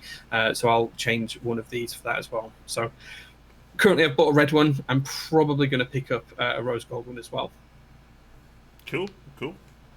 Very, very neat. I don't know if I'm going to pick one up, but golly gee, do I like the idea and the specs. But it's 69 grams and $69.99, dude. Surely that makes it worth it. I wish they took away the 99 cents just so it could be $69. Yeah, so I know that when Simon was explaining this, 150 units, because he wanted to get the price to $69, he's making a tiny loss on each one. So I think it needed to be a little bit more for him to break even. That's fair. So I think he dropped it a little bit to make a loss to get to the $69. I would hate to see him have to drop it anymore to, that $1 a board. If it dropped to 99, effectively that's $150, give or take. That's going to be another hit to his pocket. It's a small amount on one, but it mounts up over time. So I'm hoping he sells a couple of hundred of these and actually gets to a point where the economies of scale take force, and it can actually get them a bit cheaper, and he's not making a loss. That would be my hope for this. And as I say, that's pretty much my primary reason for wanting to buy a second one, to be honest. Purely because A, they're cool, and B, it'll help the guy out. So yeah. All right, cool. Well, let's move on to a couple interest checks that are actually going to be very, very fast, because this brand or this gentleman is not very good at posting interest checks. So, this is an interest check for the IQUNIX Curve87, case material, aluminum, angle 70 degrees, and then here's the pictures, and that's all we know practically. Yeah. So a couple of things that jump out at me on this one. And feel free to agree or disagree, fine. I'm smelling shades of Bauer looking at this one. I'm not sure if you do as well, but kind of the whole curve. Yeah, the whole curve at the front and the rear. On the rear they've got an additional bar that adds some cyan accents. The base with the long foot pads instead of bump-ons. It just feels like, and the top-down view, I know it's a TKL rather than a 65%, but it does feel that those rounded corners may be inspired by the Bauer quite a little bit. It's true. You're not wrong at all. Very, very similar. A lot of similarities going on here. But I think it's different enough to be unique, but I think it does have that kind of very similar stylistic underpinnings. Either way that you look at it. Yeah, it seems a little flashy. To me, but that's maybe that's just me. It is going to be USB-C, and it does seem like, judging by some of the comments I went through earlier, there is going to be a Win keyless version. So maybe catering to people beyond just the standard layout that you see here. Yeah. But yeah, it's a little too busy for me personally. How do you feel about the design overall? Is this a success for you? I don't think the shape of the board's too much of an issue. I kind of like that. It's, as I said, it's very similar to the Bauer. I don't mind the shape of the board. What I don't like are the two badges on top. So you've got the one on the right-hand side, which you've seen on a lot of TKLs, where they have a logo to that side. I don't think I understand the one that's underneath the control and win keys on the left-hand side of the board. I don't understand why that one's there. It doesn't make any sense to me whatsoever. And then the one on the back, it just feels like it's been tacked on as an afterthought, because it's kind of held on by two screws. It doesn't. That just feels like it's an afterthought. It doesn't feel as though it's integral to the board, and I feel like that detracts from the board. Maybe just a smooth back would be nicer without that additional plate on there. In terms of the layout, well, it's TKL. We've all seen TKLs before. Very little to talk about that. nothing entirely new. So, without too much of a segue here, I'm actually going to roll into their second interest check. This is another one by the same user, same company here, IQUNIX. This one called the Discrete 87. And this one seems even more ridiculous to me. So I'm not sure why they're using the term discrete. Maybe they're using it in a way that I just don't understand. But this is a ridiculously flashy board. Yeah. Okay, so a couple of things to talk about on this one. Again, it's got a badge on the right hand side. It's slightly different place on this one. So rather than having the TKL kind of cluster separated from the arrow cluster, that's dropped down to be in line with the 60% of the board and touch the arrow cluster, which is kind of an unusual TKL sort of layout. And then the badge is placed at the top right corner, and it's kind of a long badge that covers the whole of the TKL mod row. Again, in terms of the design, it's kind of rounded, but it's not. It doesn't have the whole Bauer inspiration. This is kind of a flat, vertical-sided board with rounded corners. I think it looks fine in terms of the shape of the board. But what's really interesting is the diagonal stripe, which you may have noticed, that runs along pretty much the center of the board, but it is on a diagonal angle. May have noticed. It's like it's the only thing I can notice when I look at it. They have such an obsession with splitting things in half. Because look at this. Not only do you get the vertical line down the middle, but you also get a horizontal line down the nameplate on the right there. On the space bar, there's a split in the middle, and on the escape key, there's a split in the middle. What is going on here? What does this have to do with being discrete? I think it seems a little over the top, and I don't understand the theme. And there's no info posted here. I would agree. And one of the things that detracts from this board is if you look at the side profile shot, there's actually a side profile shot of the side where the badge is, and you can see that it is actually a seamless side design, which is kind of nice at that point. It looks all right from that angle. If you don't mind the badge, that's not too bad. Yeah. But then you look at the rear profile, which is the shot just beneath it, and you can see that horizontal slash through the top of the board is actually mirrored on the base of the board as well, and the whole brass or aluminium or rose gold bottom piece or whatever it is comes through. There's not enough information to decide what material that's made from, to be honest, in these interest checks. But that whole bottom piece, then the kind of what's inside on the seamless design suddenly becomes external on that particular part of the board, and I'm not sure I get that design cue. And that also happens on the front of the board as well. So it happens on opposite sides. So on the back of the board, it's on the right. On the front of the board, it's on the left. I don't know. It just feels kind of weird. It has almost like an unfinished look and feel to me. I'm not sure it's it doesn't feel finished is how I would put this. It feels like it's got work left to be done, especially the fact that on the top of the board, right underneath where the spacebar is, that vertical line that's on a horizontal angle that cuts through it, there's actually a lip on the top edge, so you'll actually be able to feel and rub your thumb onto that, and that might be very distracting from a typing experience, because it's going to rest on, for most people, it's going to rest underneath your palm, right where your thumb is. As you hit the thumb on spacebar or on the bottom row keys, you're probably going to feel that, and that might be kind of distracting for some people. Yeah, this seems really out there. I don't know why they're calling it the Discrete 87, but this seems one of like the most over-engineered and really silly kind of designs I've seen in a while. I hate to play the bad guy, but I think this is just kind of a failure in terms of design. Yeah, I mean, discrete can mean a number of different things. I think the definition they're going with this is that it can be individually separate and distinct. So I think that they're going for the distinction version, because I think you're thinking of discrete that's spelt D-I-S-C-R-E-T, so D-I-S-C-R-E-E-T. Oh, yeah, okay, true. This is discrete as in D-I-S-C-R-E-T-E, which is it's very analogous to it seems like it's in a weird spot where it's not out there enough, like with innovation, because it's not really innovating anything. It's just kind of a crazy design, and it's obviously well past that kind of simple, elegant TKL that we see so much of these days. I feel like there needs to be some kind of innovation if you're just really going out there with the design this far. Yeah, I guess the question for this one is why.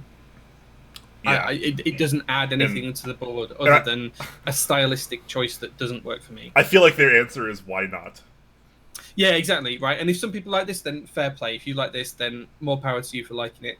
It doesn't float my boat, and it's jarring visually to me. It doesn't seem to flow nicely. Yeah. Well, anyways, that's all the info we have, because they didn't give any more. So moving on to something that I do like and I am excited for is the interest check for Cat Milkshake. Finally, more cat, and hopefully their queue isn't so backed up, or they're going to be so slow to actually launch this, because you know, we saw a pretty long time between Cat Alpha and anything else. So hopefully they can actually get some production up and running and get some sets out within a reasonable time frame this time. Regardless, Milkshake, one of the most popular DSA sets I think to ever exist. It's still it's still very hard to get DSA Milkshake on the aftermarket, and it's quite expensive still because it is such a nice and sought after set. Also made by the same people, Keyreative. They have the DSA and they do the Cat as well, and I think it's awesome. I love the PBT that they use. It's so smooth, and it's fantastic. So yeah, I think that's more the molding than the material. I think it's just the way it's molded is just smoother, not like a lot of other PBT, which has kind of a rough texture to it. But you know, big shout out to Beep. Beep was our logo designer. For those of you who remember our competition for a new logo short while ago, so he actually won the competition for our new logo. So we love working with him, and it's good to see this set back. I think from my perspective, I think seeing Cat again is a big win. One of the big challenges that Cat R1 had for me, even though I love the set when I borrowed it off you, Brian, and I know you've got it back now and you're probably really excited about that, is that there was no 1.25 split left shift option, which meant that you had to use US ISO if you wanted to use ISO on a board, which is kind of frustrating, but that's fixed in this. That key is there in the UK kit, so I'm a real happy chap about that, so it's good to see that. So yeah, but I mean, looking at this, there is absolutely tons and tons of kits, a lot of kits, and he does have a katakana kit this time around, which is pretty interesting, as well as the weirdo kit is back and the normal alpha. So you have 3 different alpha kits, or sorry, 4 because there's a blank. So 4 different alpha kit options, which is pretty interesting. And then the modifiers kit, I feel like is actually laid out pretty well the way he does these kits. Yeah, I think it is. I think for a big set like this that's using a new profile, I think it's good to run these, even if they're not going to be particularly heavily purchased, because I think the MOQ is quite low for Cat. I think it's only 25 kits per unit. I think it's quite low from memory. Wow. Very low. Yeah, a lot of SP sets are run at 25 units as well. So for child kits, certainly. So I think it's the right way to go in the community. I do like the fact that he's added a dots kit to this. So there is a dots kit as well, representing his GMK dots keyset as well. But one of the other things I wanted to call out, and it probably doesn't make too much change for our US viewers, American viewers, but there is 3 different kits that are kind of interesting. So there's the international kit, which we've seen as a Norda UK kit in countless group buys previously. So we most recently saw that on Oblivion. We've seen a cut down version previously on Laser, and there's all sorts of things like that. We have a UK kit, which is quite often in the base kit or in an additional kit within most group buys that we see, so that's not too unusual. Although there is some extra keys in there that don't always make their presence within that kit. So there's a couple of variations on the hash and the pipe keys, but that's really good. But then the third thing, and I suspect that this is because Beep is French, but there is a baguette kit as well, which is an Azerty kit, which we haven't seen since, if I remember rightly, a couple of very early GMK sets. We haven't seen a specific French kit for a long time. So it's really interesting to see that. I think that's because Beep is French. He wants a Azerty layout. That completely makes sense for me and why he'd want to do that. So fair play to him for including that as well. Yeah, I love that he calls it the baguette kit also. Yeah, it's a great name, isn't it? And if you look through, it's the only kit that's not named as to what it is. So the fruits kit is named the fruits kit because it's got the fruits on there. The apple kit is controlled the command kit, which makes complete sense. International kit, blah, blah, blah. All of the kits have got great names, standard names, except for the baguette kit, which is called the baguette, which is, you know, it's such a play into the whole French theme and the kind of French stereotype. So it's nice to see. Yeah. Anyways, really looking forward to this one. Tons of options. I love Cat. I've been typing on it for a while now. It's freaking awesome. Milkshake was something I was a big fan of as well when it first came out, and I wasn't able to get in the DSA group buy, unfortunately, and it was just too expensive on the aftermarket. So now this is like my saving grace, because not only do I get the colorway that I want, I get it in a profile I actually like. Nice. That's so good. I'm excited for this. Definitely hyped for this one. Definitely going to be jumping on this. Also, shout out to both Swedish and Frostfire for the subscriptions. Thank you so much. Thanks, guys. Thanks very much for that. Yeah. Yep. So this group buy is scheduled for September, and it's going to be coming to Novel Keys, Candy Keys, Z Frontier, and Daily Clack. Those are going to be all of your proxies. So very, very, very nice. Can't wait to see that. I'm assuming this first picture might be like the desk mat also. I imagine there's going to be a desk mat with it as well. Yeah, or maybe a band roll or something like that. I'm hoping that does make up something because it's a really cool, unique design. I don't think he does say desk mats are planned, and he has a very cool surprise coming soon, if I remember rightly. But yeah, I'm hoping that will be the desk mat or similar. It looks kind of like the right format, you know, to potentially be a desk mat. So yeah, it'd be nice to see this. Cool. Speaking of awesome things I'm really looking forward to, GMK 8008. Oh my golly, Miss Molly. This has been hyped up for a while now since he teased it. I honestly think it's one of the best GMK sets I've ever seen.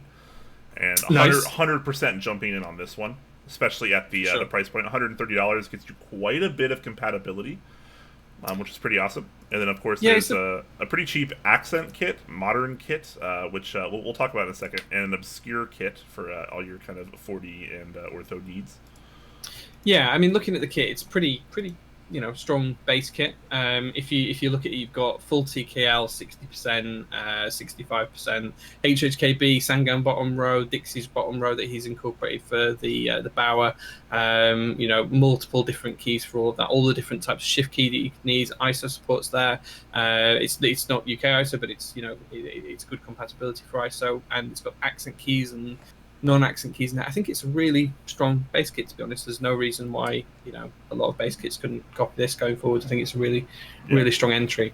It doesn't curtail anything like your numpad or anything like that in search of a cheaper price point. It's just a really honest, you can cover your board with this keycap set no matter what board you have, pretty much. Unless you've got something something like a 40s board or something like that. If you've got a standard 60% or above, or even some of the weird 60% layouts, you can cover your board with this keycap set. All the way up to 1800 and full size. So I think that's good to see. Yeah, multiple accent keys. And one thing I thought was really, really kind of cute and clever, there are actually 3 varieties of homing keys here. So we have the normal sweeps, we have the bars, and we also have, it's going to be hard to see probably on the stream. You guys will have to open it up on your own PCs, but these are actually nipples. So kind of fitting the theme that he denies of boobs. We have nipple homing keys, so that's kind of interesting as well. Loved seeing that. That was pretty clever of him there. I like seeing that. I can't remember the last GMK set we saw nippled keys on. I think was it Monkey? I don't know. I seem to recall it was one of the early GMK sets. That's a pretty old one. Yeah. I think I have something from. It might not be Monkey. It might be something else. But I'm pretty sure I have something from 2014-ish where we had nipple keys, and that's the last time that we saw them. I think I haven't seen them for a long time since. So it is good to see that people are looking through what GMK do and don't have in terms of molds. I know, Brian, we spent quite a lot of time at the Seattle meetup speaking with Andy from GMK or Living Speed Bump, and just discussing what stuff they have. So they've got hundreds and hundreds of different molds that are available for anyone to use, and they're going to start to try and make some sort of catalog so people can look at that as well. So it's really good that Dixie's reached out to them, found out that they still do have these, and then incorporated them into the sets. The other thing that's worthwhile calling out as well is that when we talked about the interest check for 9009 the other week, we also talked about how Dixie and Janglad had worked together to center a lot of the legends in the vertical sense on the shift keys, for example, and the caps lock keys and a few of the bits and pieces as well. And Dixie will be using the molds that have been developed for that on this set too. So we'll have 9009 and 8008 with those kind of new legends on certain modifier keys too. Yeah, speaking of potentially new legends, if you check out the modern kit here, I don't think we've ever seen this tab key before in a GMK set. I don't know if that's new or not. I don't remember ever seeing it. Again, it might just be Dixie's being clever. He's asked GMK what they've got, and they've said, "Oh, we have this key. Do you want to use that?" It could be as simple as that. Yeah. But I do feel that it works better for the icon modifier kit that's in the that's in this modern kit. I don't particularly like all icon modifiers myself. I like a text bottom row, but I think for the rest of the keys, this looks pretty sharp. Yeah, definitely. And also notice the caps lock icon. I think that's something we don't see very often either. That's kind of a newer one. Yeah, I think we have seen it before. I don't think it's brand new. I think the fact that it's centered is brand new. But the fact that it's the up arrow with the bar underneath it to show that it's in caps lock mode is relatively obscure. Yeah, it's not widely used within the hobby. Yeah. Yeah. So Speaking of the obscure, there is an obscure kit there for your 40 and lesser sized boards there, and something that is really awesome. Not only the desk mat, which is pretty cool, but they do have a Ramen top novelty with it, and this one's a little different from the ones we normally see. So typically we see metal ones, we see aluminum, we see brass, things like that, steel. This is a silicone version. Yeah. Which I thought was incredibly different. So the first thing I noticed was the price, $15. There are two varieties. They are both $15 US. There's a pink and there's a swirl. Both are pretty attractive and cheap enough to really consider just getting them both, honestly. Yeah. If I'm being totally honest, and I think that's pretty awesome. Do you think silicone novelties are going to be something like more common? I don't know, but I want to try them. Let's be honest. I think the swirl one jumps out at me more than the solid pink one. But I think, yeah, for the price, they're pretty damn cheap. Significantly cheaper than any other Rama cap that we've seen. I think they look fantastic. I'd like to try them out. So why not? Yeah, exactly. And I'm sure he'll deny it. This still on track with the breast theme of 8008. So well. Why do you think he's picked silicon, right? That's kind of what I'm saying without trying to be too silly about it. Well, I'm happy to put it out there. So. Well, thank you for jumping the bus on that one. Anyways, pretty awesome to see that. $15 a piece, very very inexpensive. Desk mat, available also. But this set is just a real winner. I feel like I'm really really excited about this one. Yeah, I think this looks really good. Are you going to be picking this one up as well? Yeah, I'll probably only pick one of the Rama caps up, but I'll definitely pick up the base kit. I think he said he'd already sold 100 of them or something. It had only been live for half a day, so I think it's easily going to hit MOQ. To be honest, in this current modern society, I was talking in the Discord earlier on, I don't think we're going to struggle for anything to hit MOQ at the minute. I know we were talking about the sheer volume of GMK sets and things that are running this month, but I think this is going to be more than fine to hit MOQ, which I think is 250. Yeah, there's no way this is failing. Also, on the topic of MOQ, shout out to Dixiemech's SoundCloud channel, where he recently released his newest hit single, MOQ. Yeah, so I was listening to that earlier on. Make sure if you haven't heard that, go check that out, because I felt like that one flew under the radar a little bit, but it's actually pretty fun. Yeah, absolutely. Yeah. All right.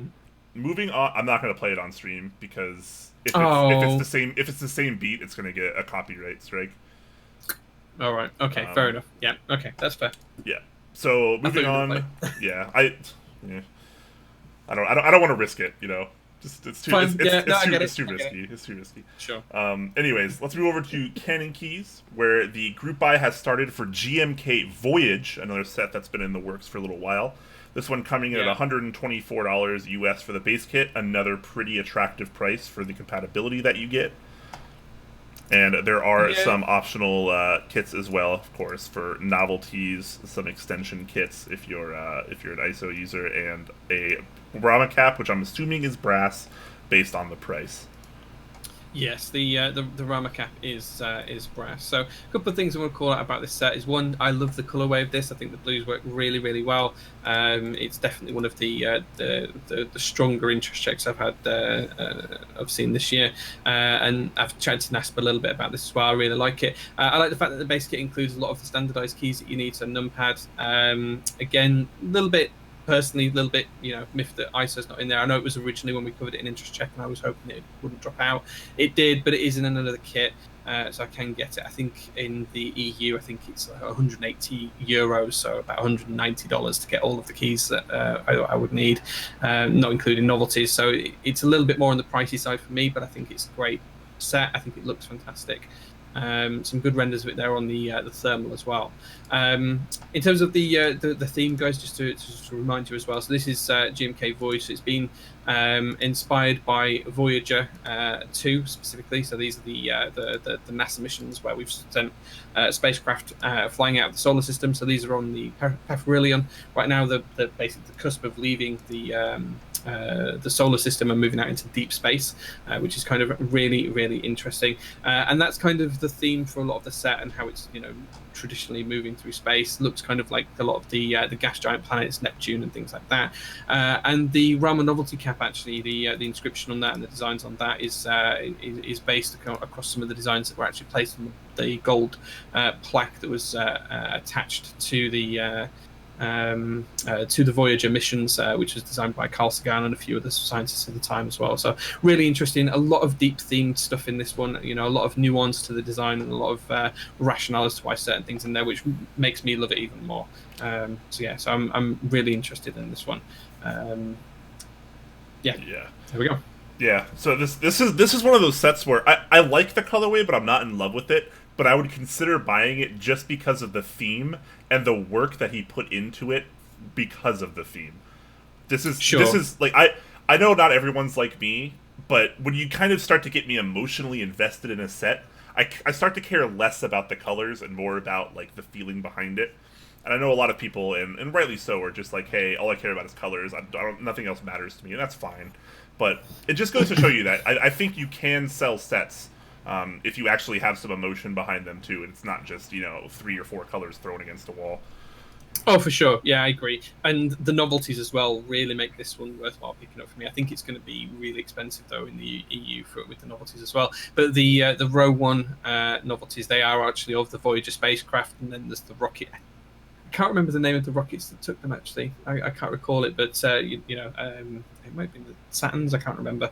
But either way, those are the rockets are on there, as well as a few of the different planets in different orientations and things like that, as well as some of the more obscure designs and some really nice text novelties. So it's in 77, which was the year the Voyager 2 launched, and Grand Tour, because it was going on a grand tour around the solar system, which was kind of like past all of the major planets. Yeah. So, lots of history in there. Really like that. And the other thing as well to shout out about is they've got a whole week of giveaways planned this week as well. So on the 2nd, there's the Dusty Caps Uranus novelty that'll be given away. And then Neptune on the 3rd.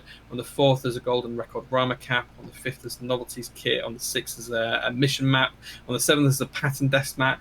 And then on the 8th, there's a Voyage Zap cable as well. So lots of different things going on to try and promote the set too, which is good. Yeah, so you will need to purchase a base kit to be eligible to get any of these giveaways, and then you can join the link there. Since we did just kind of talk about the desk pads and stuff, let's hop over to that real quick and show those off, because I think the mission map is really, really good.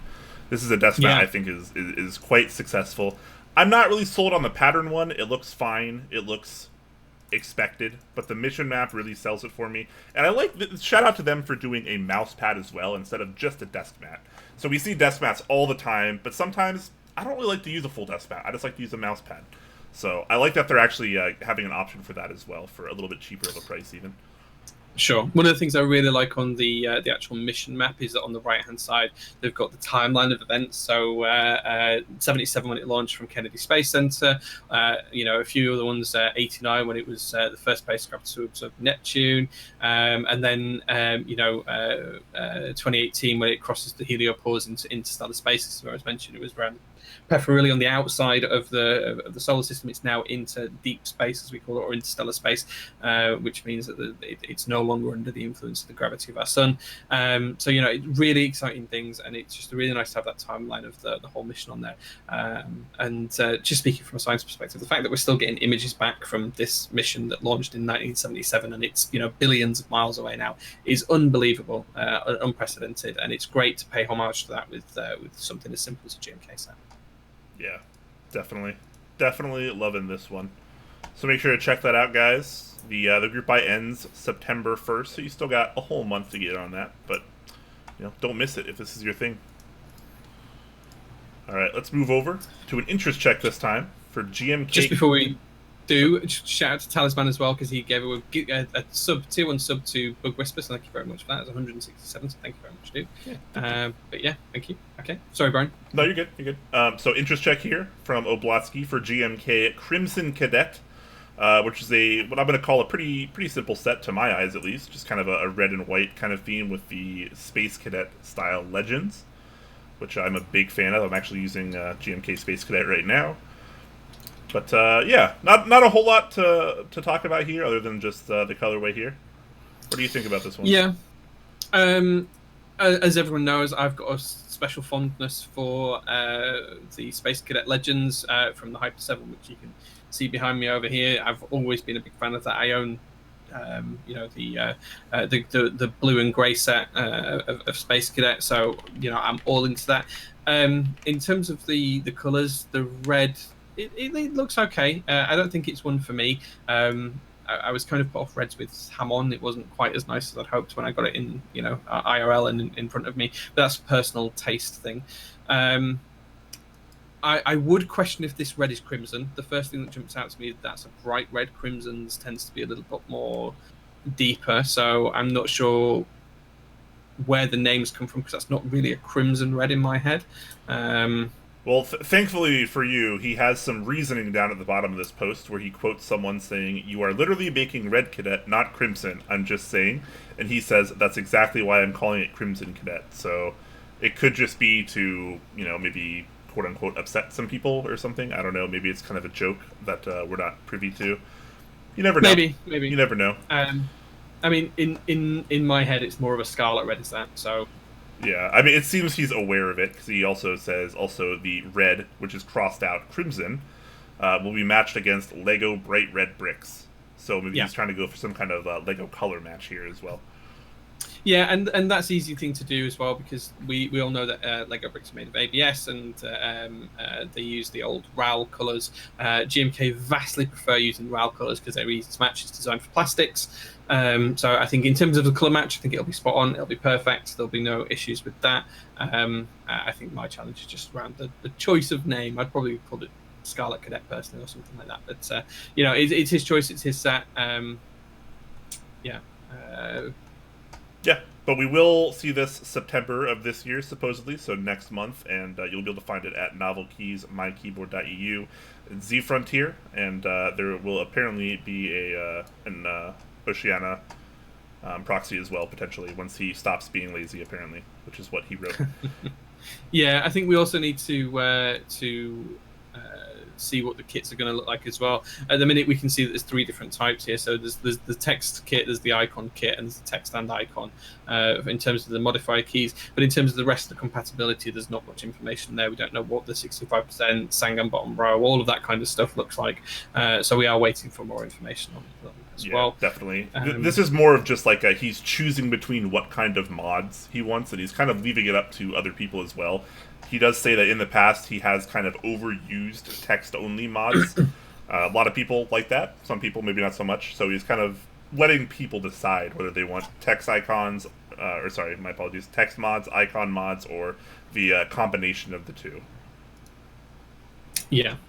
I'm interested that his form is very limited. It's just asking feedback on the 2 questions rather than any other suggestions or any other feedback. I mean, that's fine if those are the 2 metrics he wants to try and flesh out further.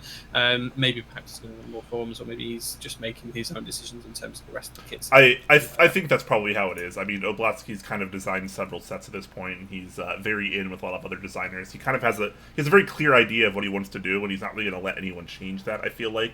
Kind of in the same way Zamumon does something similar, where it's just like, this is my design, I'm going to do it exactly how I want, and you guys have to be okay with it, and that's fine. That's totally fine as a designer. But he just doesn't know what mods he wants to do right now, it looks like, but it does seem like it's coming, and it's going to happen exactly the way that he wants it, for more or less. Yep, we'll see how it comes out and when it runs, but yeah. Yep. Moving on over to another GMK interest check. This is Terra. This is something that I'm pretty excited for, being a fan of the Avatar, The Last Airbender series. So this is the second installment in his 4-element series, I think is what he's calling it, or something similar to that, where he goes over all 4 of the elements, which are water, earth, fire, air.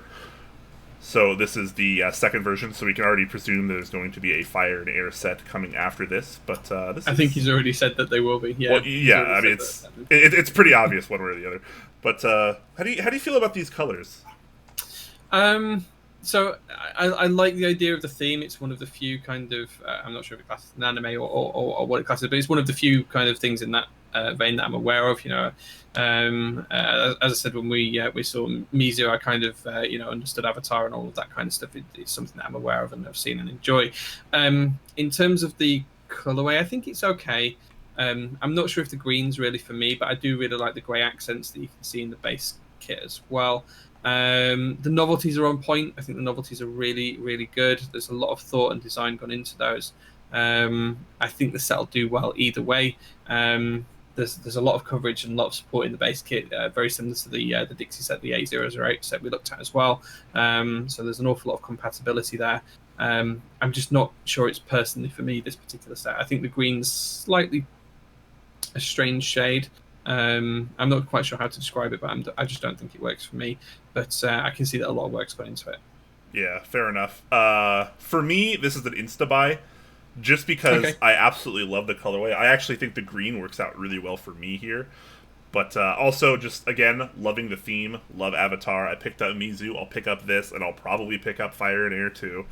So I love the kind of continuing theme here. This does feels like a very bold, intense color combination, but I feel like it actually works.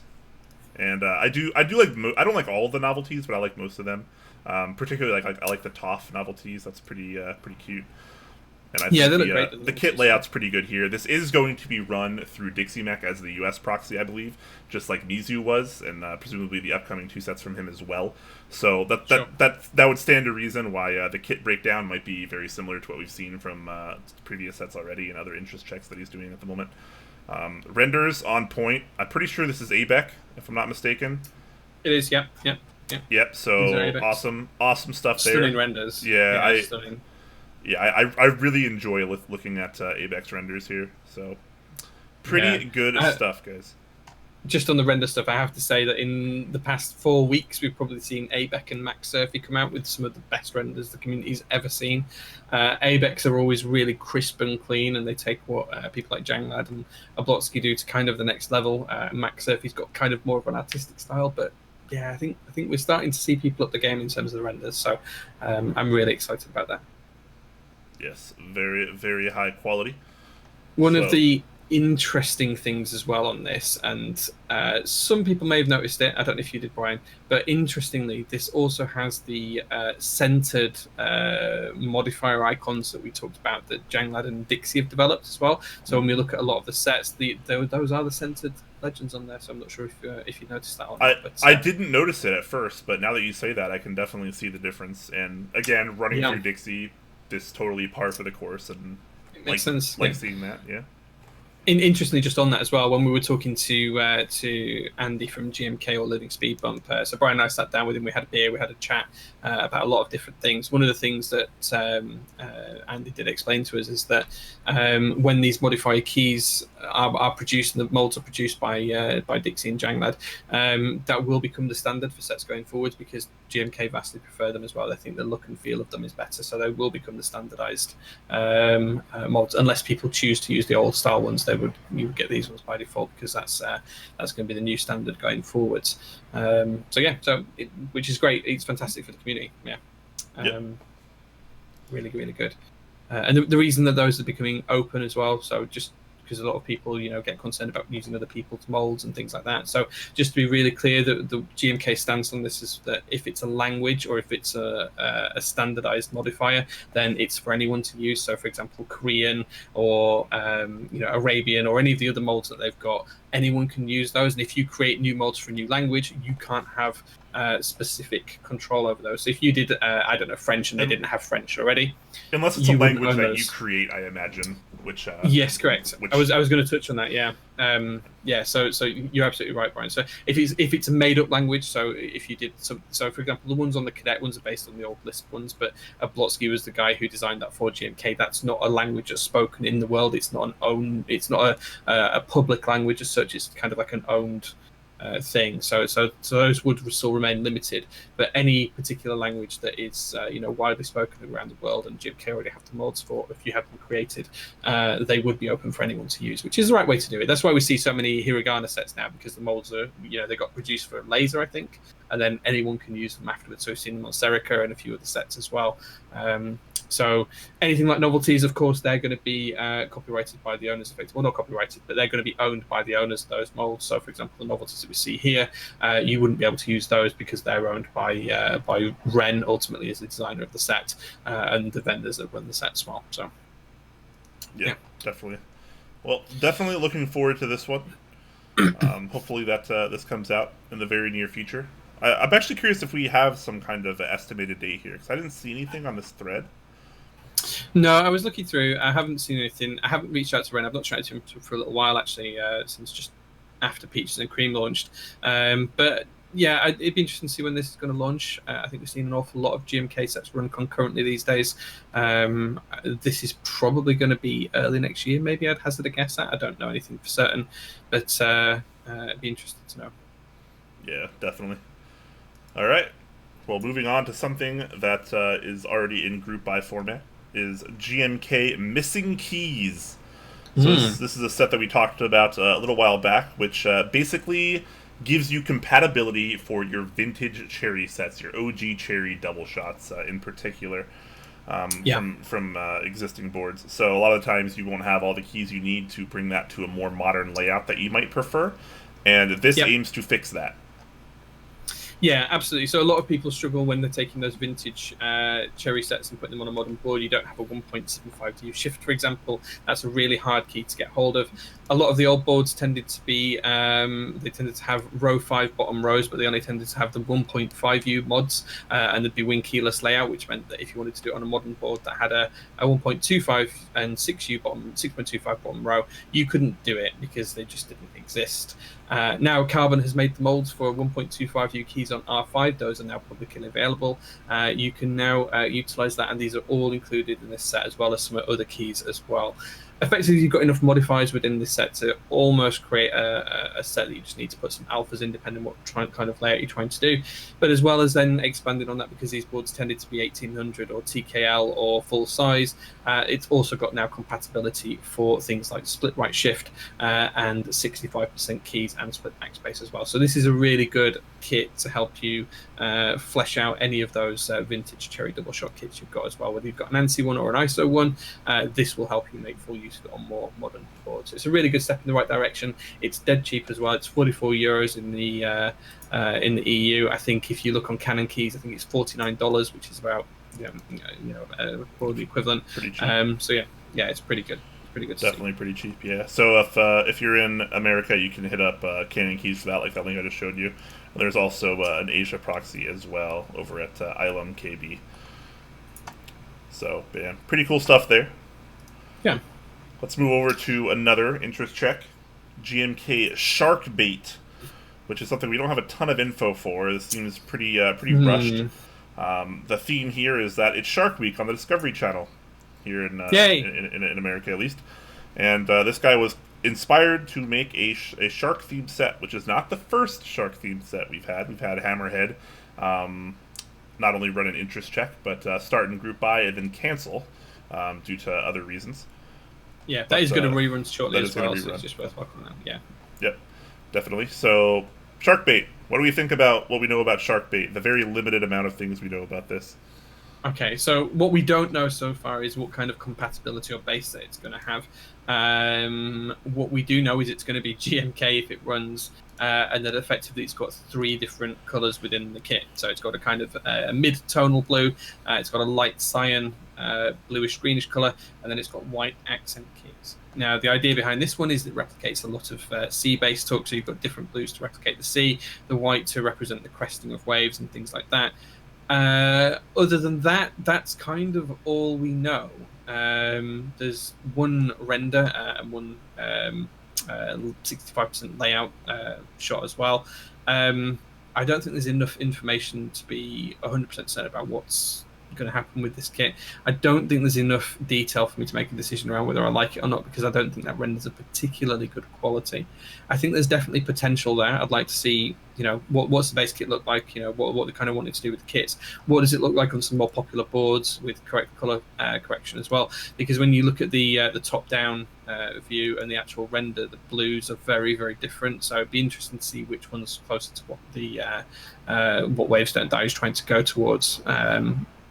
I just think we need more information. There's too little here to judge whether this is going to be a good set and has potential or not just yet. Yeah, need more renders, need more information. Hopefully that's coming. Yeah. We still have several topics left to cover, so we're gonna speed up here just a little bit. So let's move over to the group buy for the Artisan Case V2, which is a pretty neat little kit if you're into Artisans. So this holds 54 Artisans. It is machined acrylic. The finish is glass bead blasted. The lid is plexiglass with UV protection, and it comes with an acrylic stand, so you can kind of display things a little bit better on an angle if that's more your thing. It does come with some protective foam and a silicone band, which is translucent, as well as bump-ons. This also comes with a timestamp ring. What is? I don't even know what that is. I think they just mean that the outside edge has got a stamp, a logo embossed in it. I think it's probably just a bit of language barrier translation issues with that, because the very last picture does show that they've got a logo stamped into the top corner of it. So I think it's relating to that, but I'm happy to be corrected if I've missed something. Yeah, maybe someone else knows something that we don't. Anyways, the MOQ is going to be $150 on this, and the price point is going to be $148. I imagine that's USD. So not terribly cheap, but I would say that out of all the Artisan cases that we've seen lately, and we've seen a lot of them lately actually, this is definitely one of the nicer ones in my opinion. It looks great. To be honest, it looks really, really good. The fact that it's got the UV protection, which a lot of the cheaper ones don't these days, on the top is really good. Stop your discoloring if you've got them on display. The finish looks really nice on this as well. So it's not one of these cheap, AliExpress or Taobao ones. Like I've got about 5 or 6 of them. They're really cheap, but they're you can also feel that they're cheap when you handle them. This is kind of nicely smooth and polished and rounded corners, lots of machine time spent on it and things like that. So I think the price is pretty fair when you consider everything. $148 per unit or 50 odd Artisans. That's pretty good. I wouldn't turn it down at that price. I think I'm probably going to order one as well. It is open until either a week passes and it hits 150 MOQ, or if it hits 200 orders, then that's when they will stop it as well. So 200 orders is kind of like the hard limit, irrespective of whether they've finished the timing allowed for the group buy. Yeah, could be. Shout out to TechFresh, who subscribes at Tier 3. Thank you so much, man. That is very kind of you. Tier 3, wow. Yeah, wow. That's like our 3rd or 4th Tier 3 sub. I think we've got 3, right? Yeah, 3. That's crazy. That's a high tier. That's a very high tier. Thank you. Appreciate it. Yeah. Yeah. So maybe if you're really into Artisans and you want something to protect them a little bit and show them off while you're at it, this could be for you. Yeah. Consider joining that group buy. Yep. I'm probably going to pick it up because I think it's great. Yeah. Next over, we have an interest check for Canadian Cerakote service. So this is a liaison service that's very similar to what Tyson is currently doing in America right now, which is effectively where he takes your boards, you send him your boards, excuse me, and he takes them to a local cerakoting place and has them refinished. They strip down whatever finish is there, they cerakote it, they give it back to Tyson. Tyson sends it back to you. Previously, it wasn't that expensive. I don't know what his prices are right now, but it started fairly cheap. I don't know what the prices are here, but this is effectively the same thing where if you're in Canada and maybe you don't want to ship to Tyson because international shipping is brutal sometimes, this could potentially save you some money on that if you're Canadian and you want to get some cerakoting work done. Yeah, I mean, what I will say is from the couple of pictures that have been supplied, there's a Zeal Zephyr and there is an E6 V2 as well. The quality of these looks pretty much spot on. I've got a couple of boards back from Tyson. It's a really good finish that Tyson provides. These look very, very similar in terms of quality. So, I think this will be just fine. I think they need to get some information around pricing and reach out to to him on Discord if you're interested in that. The green on the E6V2 looks particularly well done, I must admit. That greeny yellow colour looks really good. So yeah, I think more of these services are good. It takes the stress out of finding a cerakote or otherwise shop yourself and dealing with that and worrying about the quality. This is where someone's actually gone out and done all of that legwork for you, and now you can just ride off the back of their successes. Yep, definitely. Moving on, we have the HS60V3. This is an interest check. HS60V3, a PCB where a lot of us are already familiar with. I have one. I imagine you have one. Lots of people have one. This is the third version of it. There are a couple small differences here. So the first one is going to be USB-C. So the V2 and V1 both use USB Mini.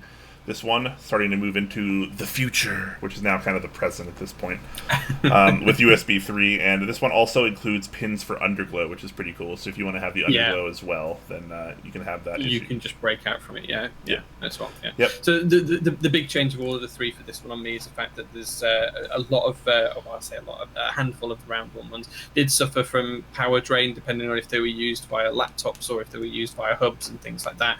That's not going to be an issue with this one as well. It will automatically regulate voltage to make sure that it drops the power and therefore the brightness of the LEDs to whatever level it needs to be to perform correctly for you.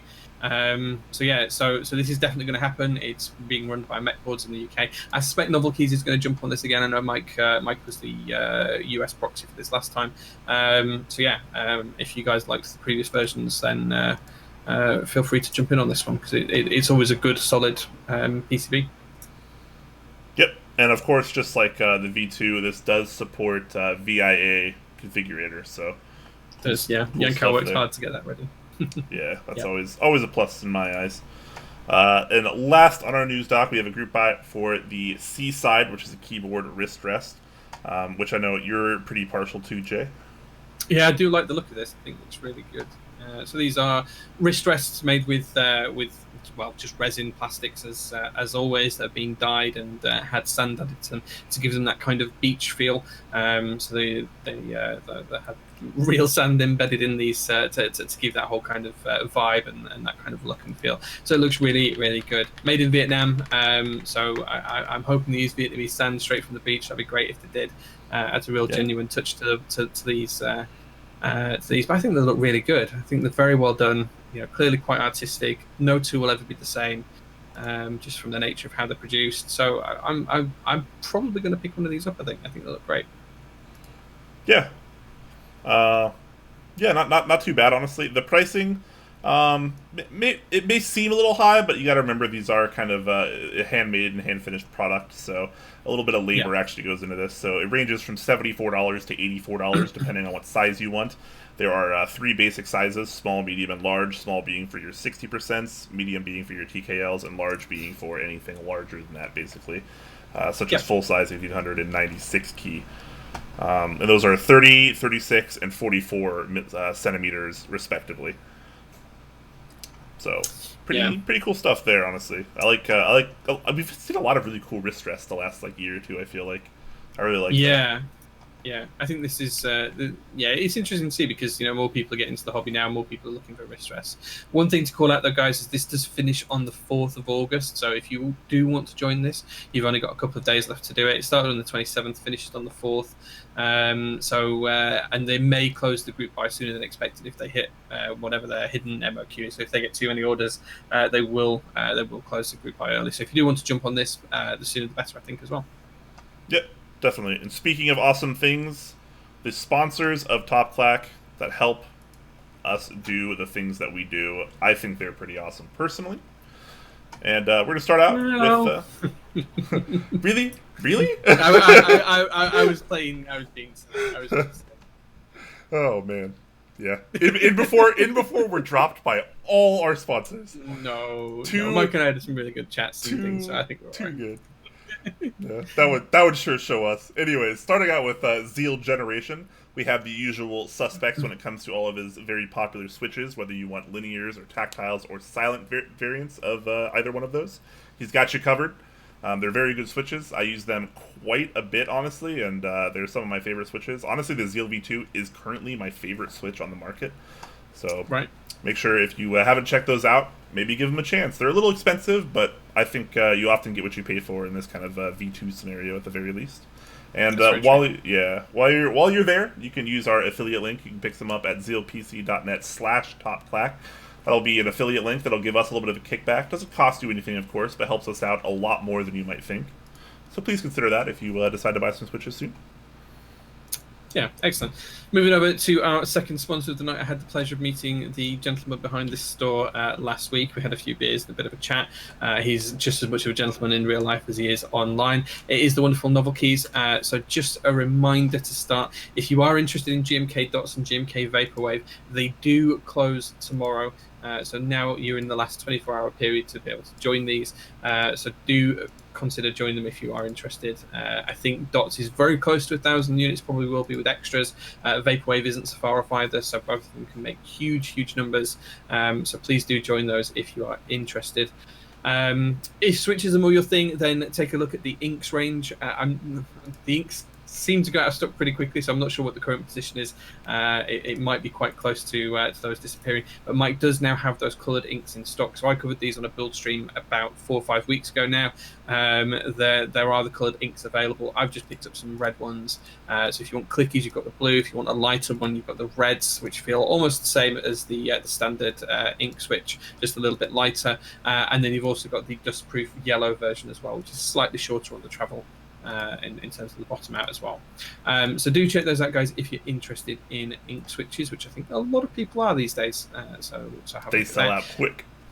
They do. They're probably going to be gone in the next day or so. And then finally, if you're interested in POM action, there's also the cream switches, which are in stock right now too. Again, these tend to sell out pretty quickly as well, so do jump on these if you want them in the near future.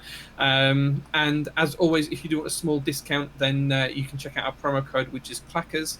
That's spelled CLACKERS, Clackers. That will get you a small discount on any purchase that's not a group buy from Mike.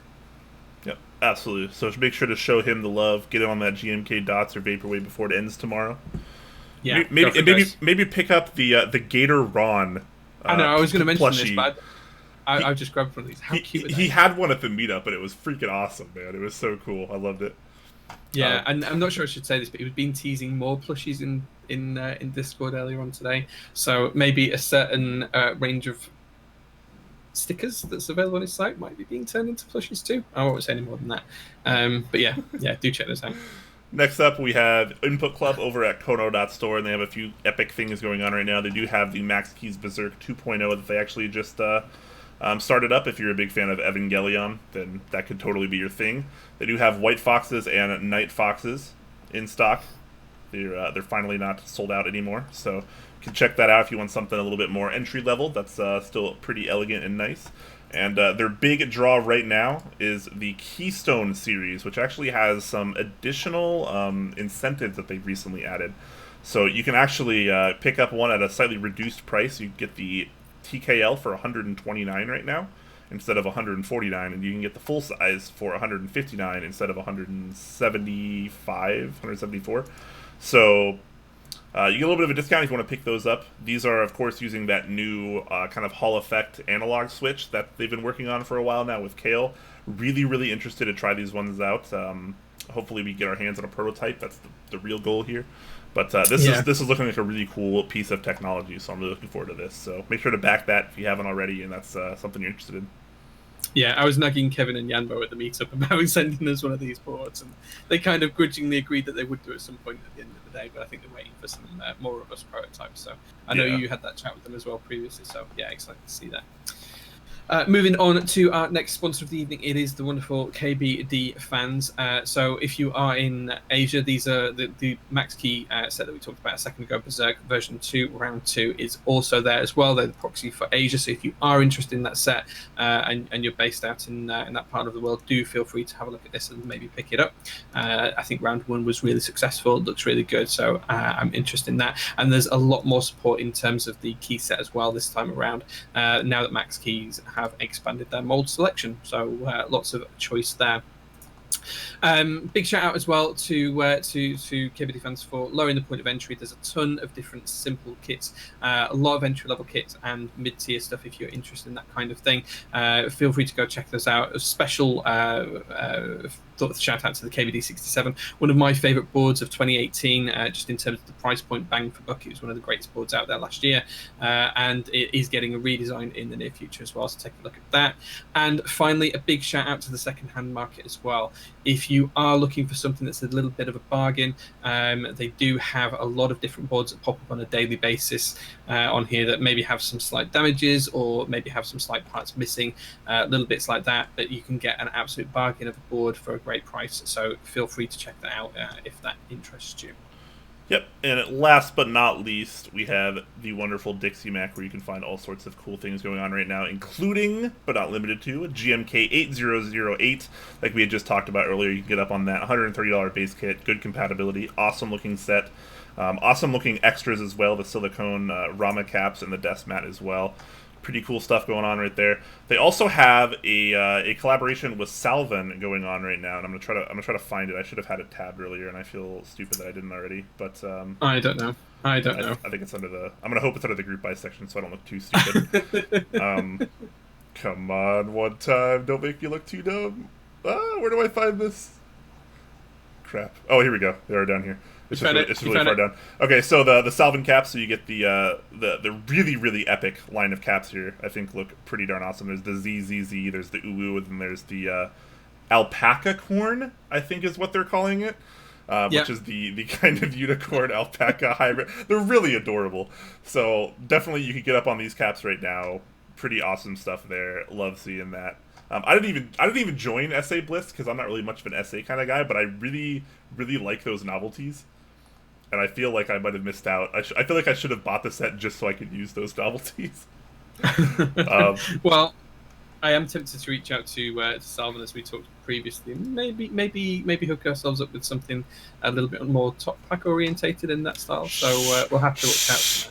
Why are you leaking this? Oh my god. Anyways, back to Dixiemech. You can still find lots of desk mats in stock for a pretty low price, as well as his heralded line of apparel that we've been repping a little bit. I actually have one of the Dixiemech mecha shirts. Been wearing that a lot. Loving it. Anyways, let's get back to the show, guys. Q&A, as usual. So if you guys have questions, we hopefully have answers. We will have answers if they're good ones. Hopefully they are. If they're not, then you know it's that's the way life works. Anyway, shout out to Cody with a tier 1 sub. Thank you very much. Appreciate that, my friend. Nice, man. Thank you. Yeah, I appreciate that, dude. Thank you. Yeah, so if you haven't got any questions, guys, do feel free to drop them in chat. We'll try and answer where we can and give you the rundown on our thoughts and feelings as much as possible. I don't think I've seen any recently. Langlandi did tag us earlier on and said, let's let the boys decide if it's a good movie. At Top Clack, is Hackers a triumph of cinema or just amazing? And why is it your favourite film? I feel like that's a leading question. It's probably phrased unfairly. But Brian, have you seen Hackers? What do you think?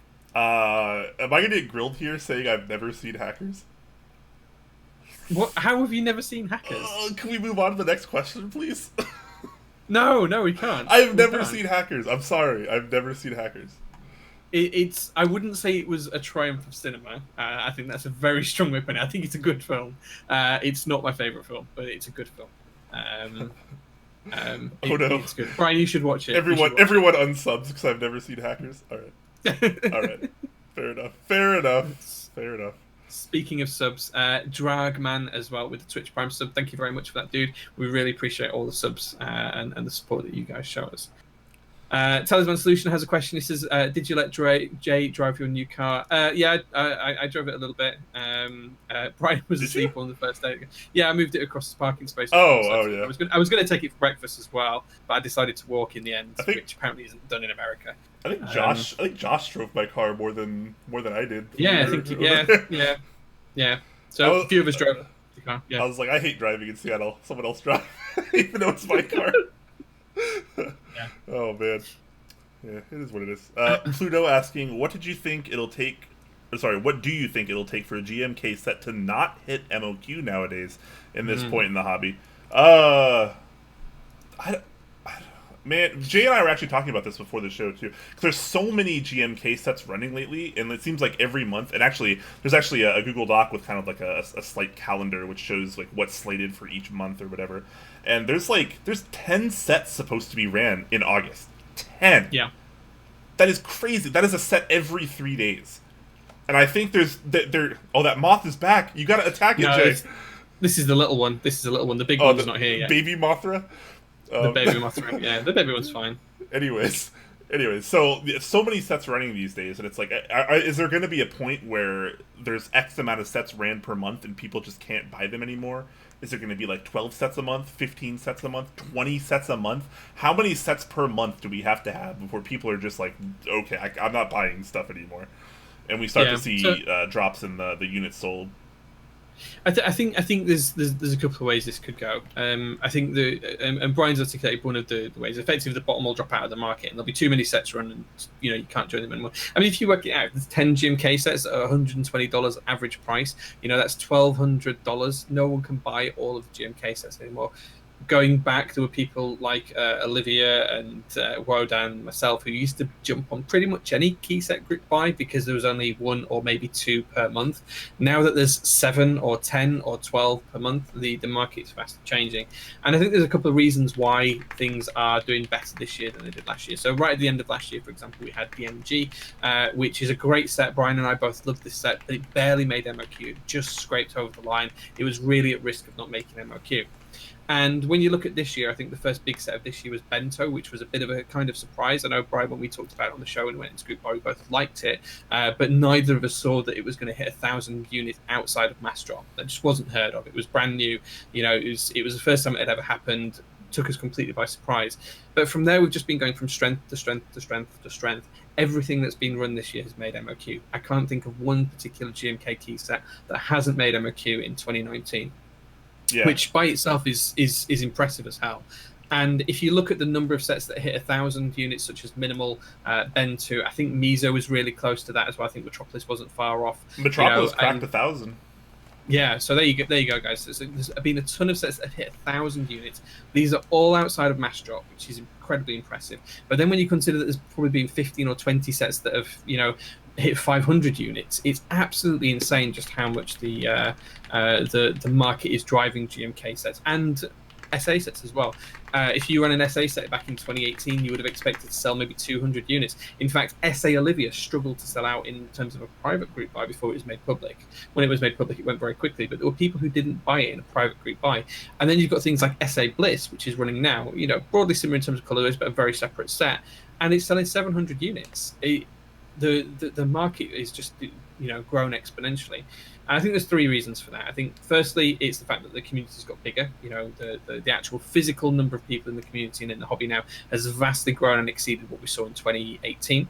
I think the second thing is that marketing and advertising is significantly more open there. So I know we talk about a lot of sets on the show, but there's a lot of marketing that's been pushed on Instagram. There's more posts being made on Reddit and things like that.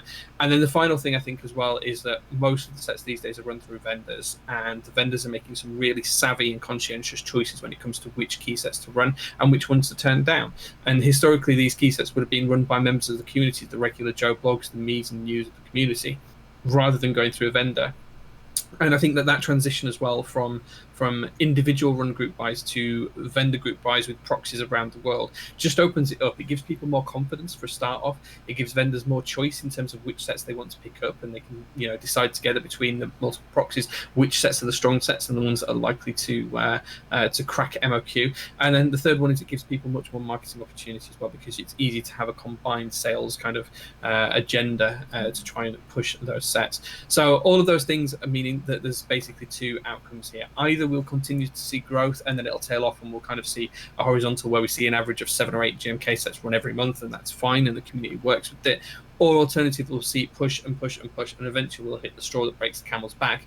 The bottom will drop out of the market, and that might be 12 GMK sets a month, it might be 15 GMK sets a month, it might be 100 GMK sets a month. Who knows where that's going to get to? But I think those are broadly the 2 options that we're going to see.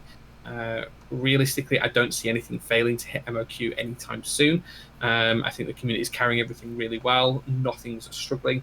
Even stuff that like Vaporwave, which wasn't particularly hyped, is well over 500 sets now.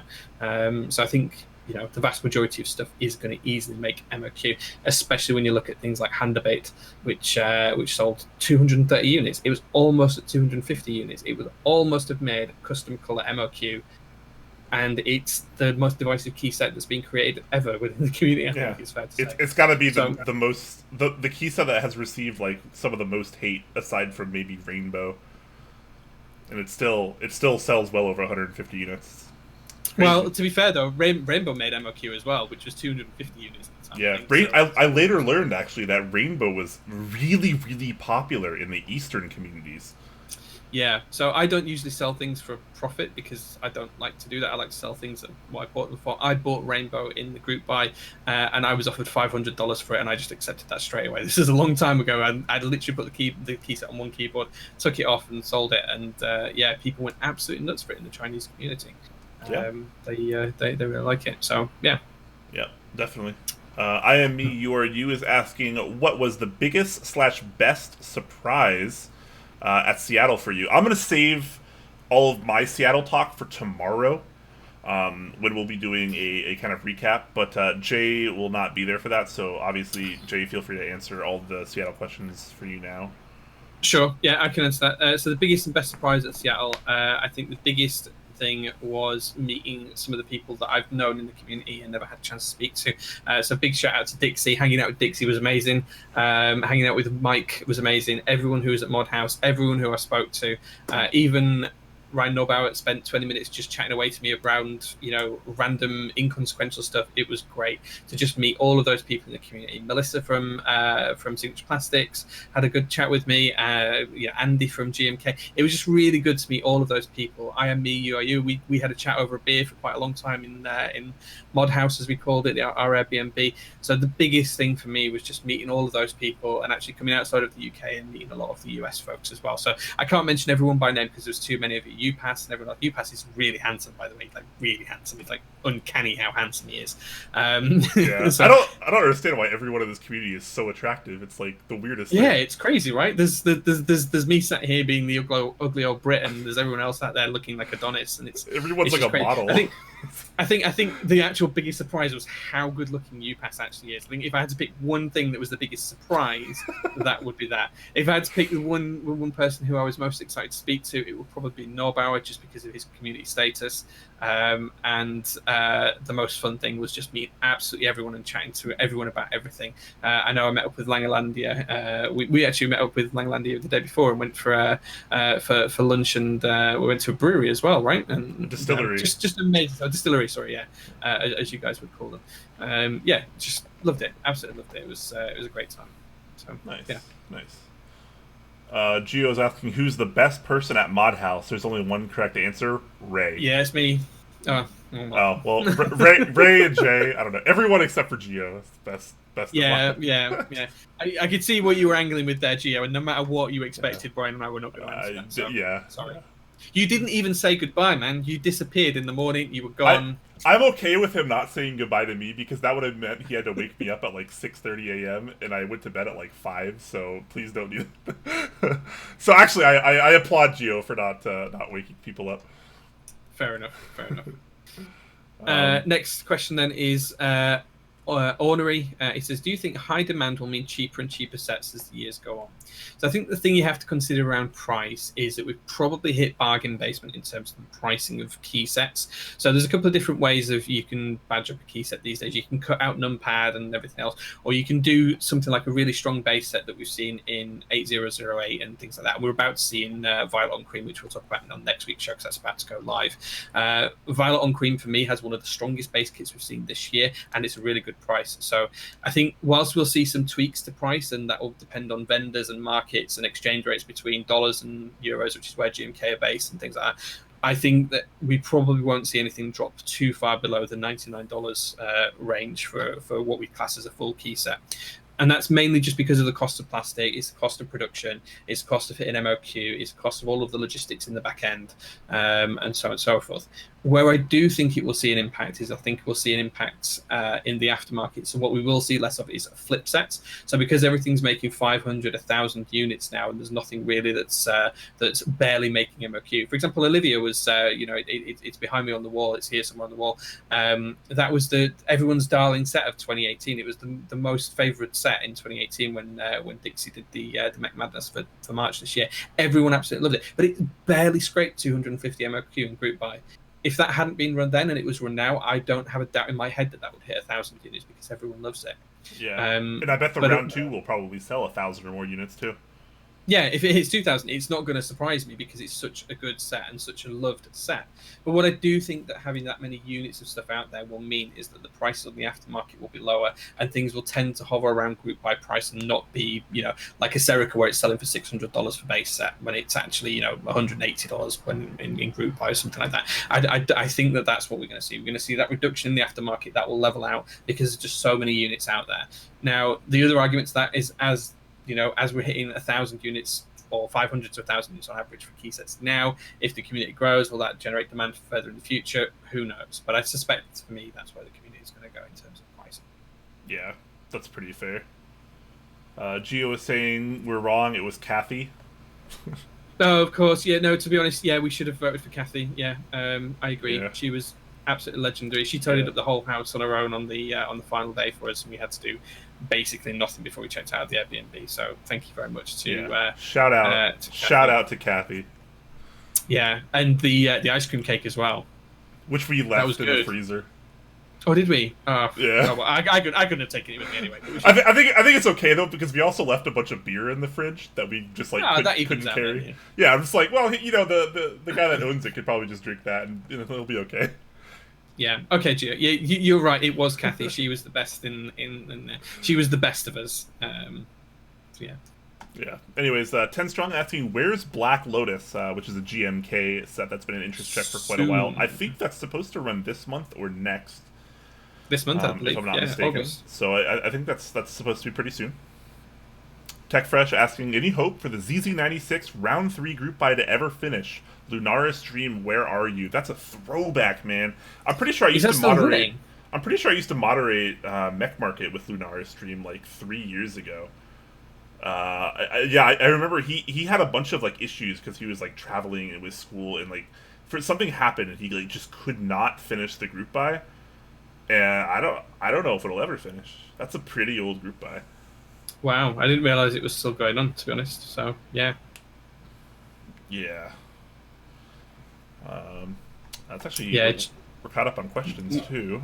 Merlin asking who is Kathy. So Kathy isn't actually called Kathy. Kathy's called Katie. It's Hashimi's other half, better half, I would say, that was looking after all of us. She was there, and I think she was chatting to your wife a little bit, Merlin. So she was there in Mod House with her, and we did sing Happy Birthday to her, yes, Hashimi, which was rather good. Rather good. Yeah. Yeah, it was a good time. Can't hold her alcohol, but it was a good time. Senya Z is asking, in Seattle, one of the most popular sets was camping. Are any more GBs for it planned? I think they're doing a camping round 2. That is a very popular set. I've heard rumors, but I can't confirm or deny anything. Yeah, I've not seen anything said specifically that it will run or not. But I'd like it to run because it's one of the few GMK sets I don't have that I do actively cover. So, yeah, if it does run, I'll be interested in it. Yeah. 10 Strong tagging us and showing that Black Lotus has been removed from the queue from the Key Company, which it was supposed to run in. Yeah, I'm not sure then. I am honestly not sure. I think it is going to happen this month, as far as I'm aware. Maybe they've just taken it off of the upcoming because it's going to be in Group buy and they just haven't got the Group buy page live yet. It could be something like that. But even if it doesn't run this month, it's going to be very, very soon when it does run. So. Cool.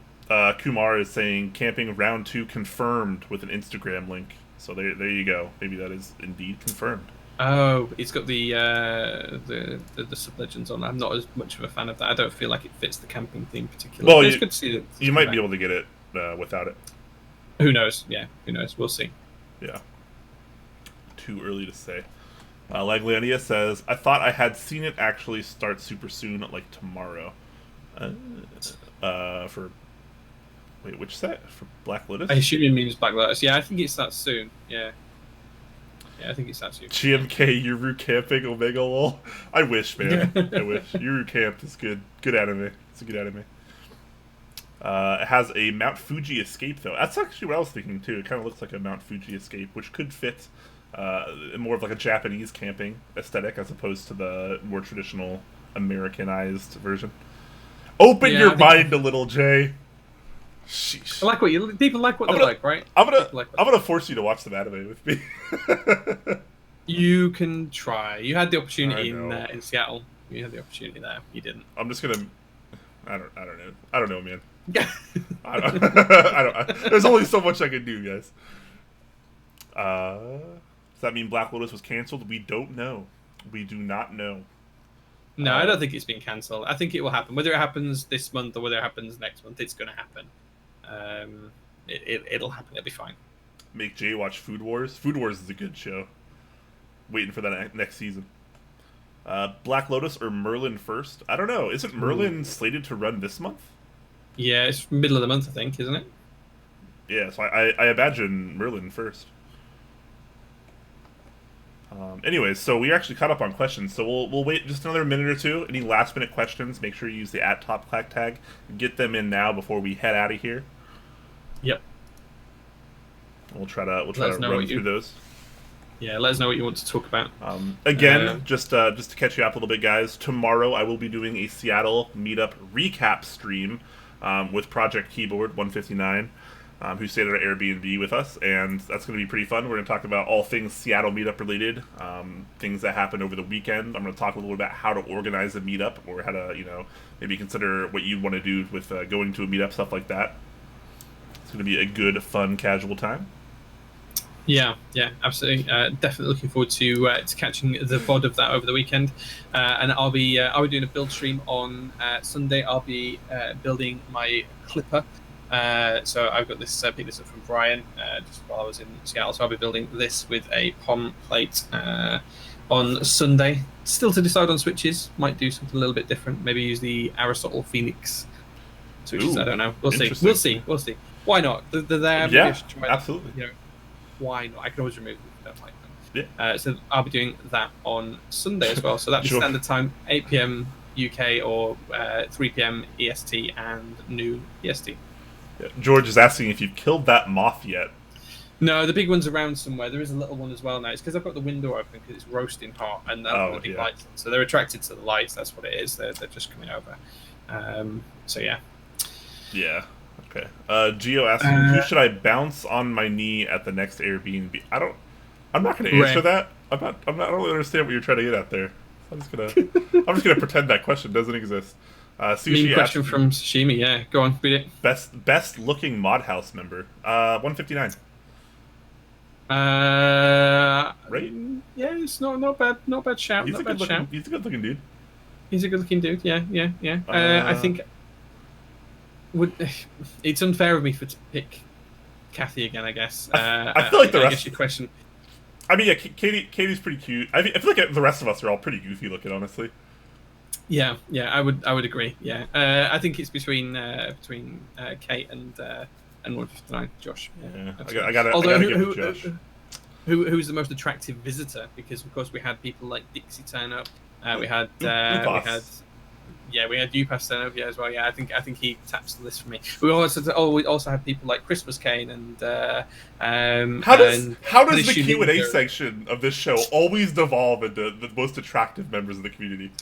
Someone always asks something. People. Yeah, we gotta stop doing this, man. I think UPass of the meet was probably the best looking person that turned up to Mod House.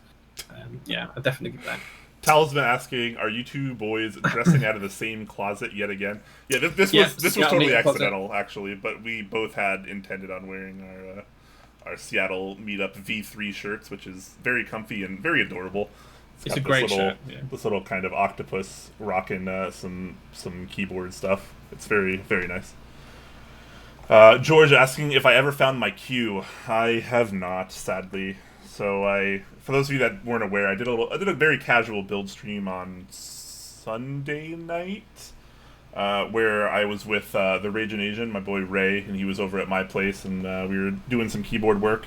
So I rebuilt my Holy Panda board, my original, the Mac Daddy, the very first Holy Panda board to ever exist, the very first switches to ever exist. And Nice. I went to throw on my lovely set of GMK Space Cadet, and as you can see here, I was missing a key. I couldn't find my cue. I have no idea where it is. Seriously, no idea. So I just had to throw the numpad 8 on there because it's the same profile, and that's where I've been. I've been looking for it ever since. I have no idea where it is. It'll be in that drawer of keycaps, I'm sure. It'll be somewhere in there. I've already gone through that drawer 3 times without finding it. I haven't actually opened up every bag and checked every other key set, so maybe somehow it ended up in there. But it's a really weird situation, because I did bring Space Cadet to the Airbnb, but it was in a plastic bag, which was inside one of my travel bags. I don't think I ever actually took it out or opened it, because I never put it on anything while I was there. So I don't know if it was missing before that or after. So yeah, I never even saw it there. I know there's the box of keycaps, but I didn't see it there particularly. So if any of you have that Space Cadet Q you're not using, I'll buy it off you. Let's hold it hostage, guys. No, $1 million. I don't know if I'd pay that much. I'd probably pay like $15 or $20 for it though. That's fair. But I'm not sure if anyone's going to sell it out of their base kit. No. But fun fact though, that particular Q is actually in 3 different kits of Space Cadet on Mass Drop. Yeah, it's in the normal base kit, it's in the assembly kit, and it's in the. I have the Norda UK kit. If it has an equivalent in there that I don't need to use, I will send you that one, dude. Because I've got the Norda UK kit. In fact, I've got 2 Norda UK kits, so I can definitely spare one of the keys in there if it's a Q. So I will. It might not be quite the correct one, but I will send you that. I will dig that out for you. It's somewhere over in this corner. I'll dig it out for you, and I'll send you one. That could be really interesting. Thank you. There you go. Cool. Dixiemech asking you, Jay, since you won't be there tomorrow, just wanted to tell you again how amazing it was to hang out and talk in person. Something I was very excited to get when deciding to come to Seattle. Oh man, I was so excited to meet Dixie, and we actually met him right outside the bar as well. And the first thing I said, I was like, ran up and gave him a cuddle, and was like, "It's crazy actually seeing you in real life, just because we've had such great vast distance separating us for so long." Dixie and I have only ever spoken in voice chat a couple of times. We've never spoken like on video chat or anything, so it was just really, really good to catch up with Dixie. It was really, really good. Very good friend. So yeah, I was really excited about that as well, dude. But then again, there were so many good people there. You know, we met with Langlandy the day before, meeting up with Mike as well at the same sort of time. I didn't even recognize Mike until he introduced himself because I'd never seen a picture of him. So that was interesting as well. And then all the people at the meetup, Luke Barron from Smith and Rune, and tons of people. It was really, really good. Just such a good, jam-packed 5 days that I spent in Seattle. Really, really enjoyed it. Yeah. Ornery is asking thoughts on SA Bliss and 7V. I think SA Bliss is a very, very successful SA set. If I liked typing on SA, I would have bought it. Yeah. 7V looks alright. I'm not 100% sold on it, but it looks decent. I'd broadly agree with both those comments. I think SA Blitz looks really, really good, and it's probably the easiest to type on Sculpt because it's mostly R3 and R2 keycaps rather than the full sculpted profile, which is nice. 7V, I like everything about the board apart from the logo. I'm just not a fan of the logo. That's just a personal thing. Yeah. 10 Strong asking if he should powder lube his SKCM blues. That's an option. Yeah. Powder lube, where you can use the what's the dry film called? That's another option. Yes. I'm not sure what it's called, but I tend to use PCFE powder on them. So I tend to use the Finish Line Bike Lube, which is kind of like a liquid when you pour it out. You put the Alps sliders in there and whatever else you want to lube, and then you let you shake them around a little bit, and then you let it evaporate, and you do a couple of layers of that, and it leaves a PTFE bonded layer onto the onto the parts, and that's my preferred way of lubing Alps. So that's how I would do it. I think there's other methods as well. Some people paint it on and take a little bit more time over it, but just given the way that Alps work, it's a little bit easy to lube those rather than do it any other way. Yeah, definitely. George is asking, is this enough to convert you to keycap trays? I think he's talking about my missing cue. No, it's not. I mean, This is the I've owned a lot of key sets. This is the first time I've ever lost a key. And it might not have even been my fault. So I don't know. We have no idea what's happening right now. It sucks, but it's not the end of the world. It'll survive. I'll figure something out. I've actually already reached out to both GMK and Drop, who ran the set, and they're both going to see if they can do anything for me. If they can't, it's whatever. But it is what it is. We'll get through life. Yes, Talisman, I did check my lap. I checked everywhere. I tore apart my room the other day, and I still couldn't find it. But again, it is what it is. Langlendia asking a link for the lube you were talking about for lubing Alps. Oh yeah, grab that now. Yeah. Cool. Let me grab that. It'll be Amazon UK, but you know you can find the same. Convert it. Yeah.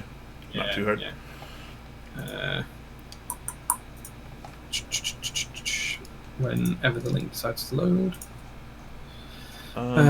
Where's Frisco Melt is asking, where does the name and layout of Sengon come from?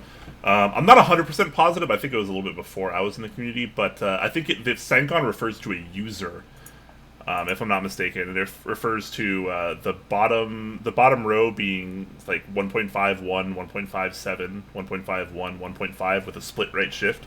I'm pretty sure that's what Sengon refers to. I don't think it actually refers to split backspace. Yeah, he came up with that kind of accessory kit. Oh gosh, it must be 2010-ish, I think. Yeah, like it was that. definitely long, before long my time time. ago. Yeah. So yeah. Wow, that Amazon link. That's a brutal link. I know, yeah, it was just the way it came out, Yeah. but yeah, it'll work. People can use it, yeah.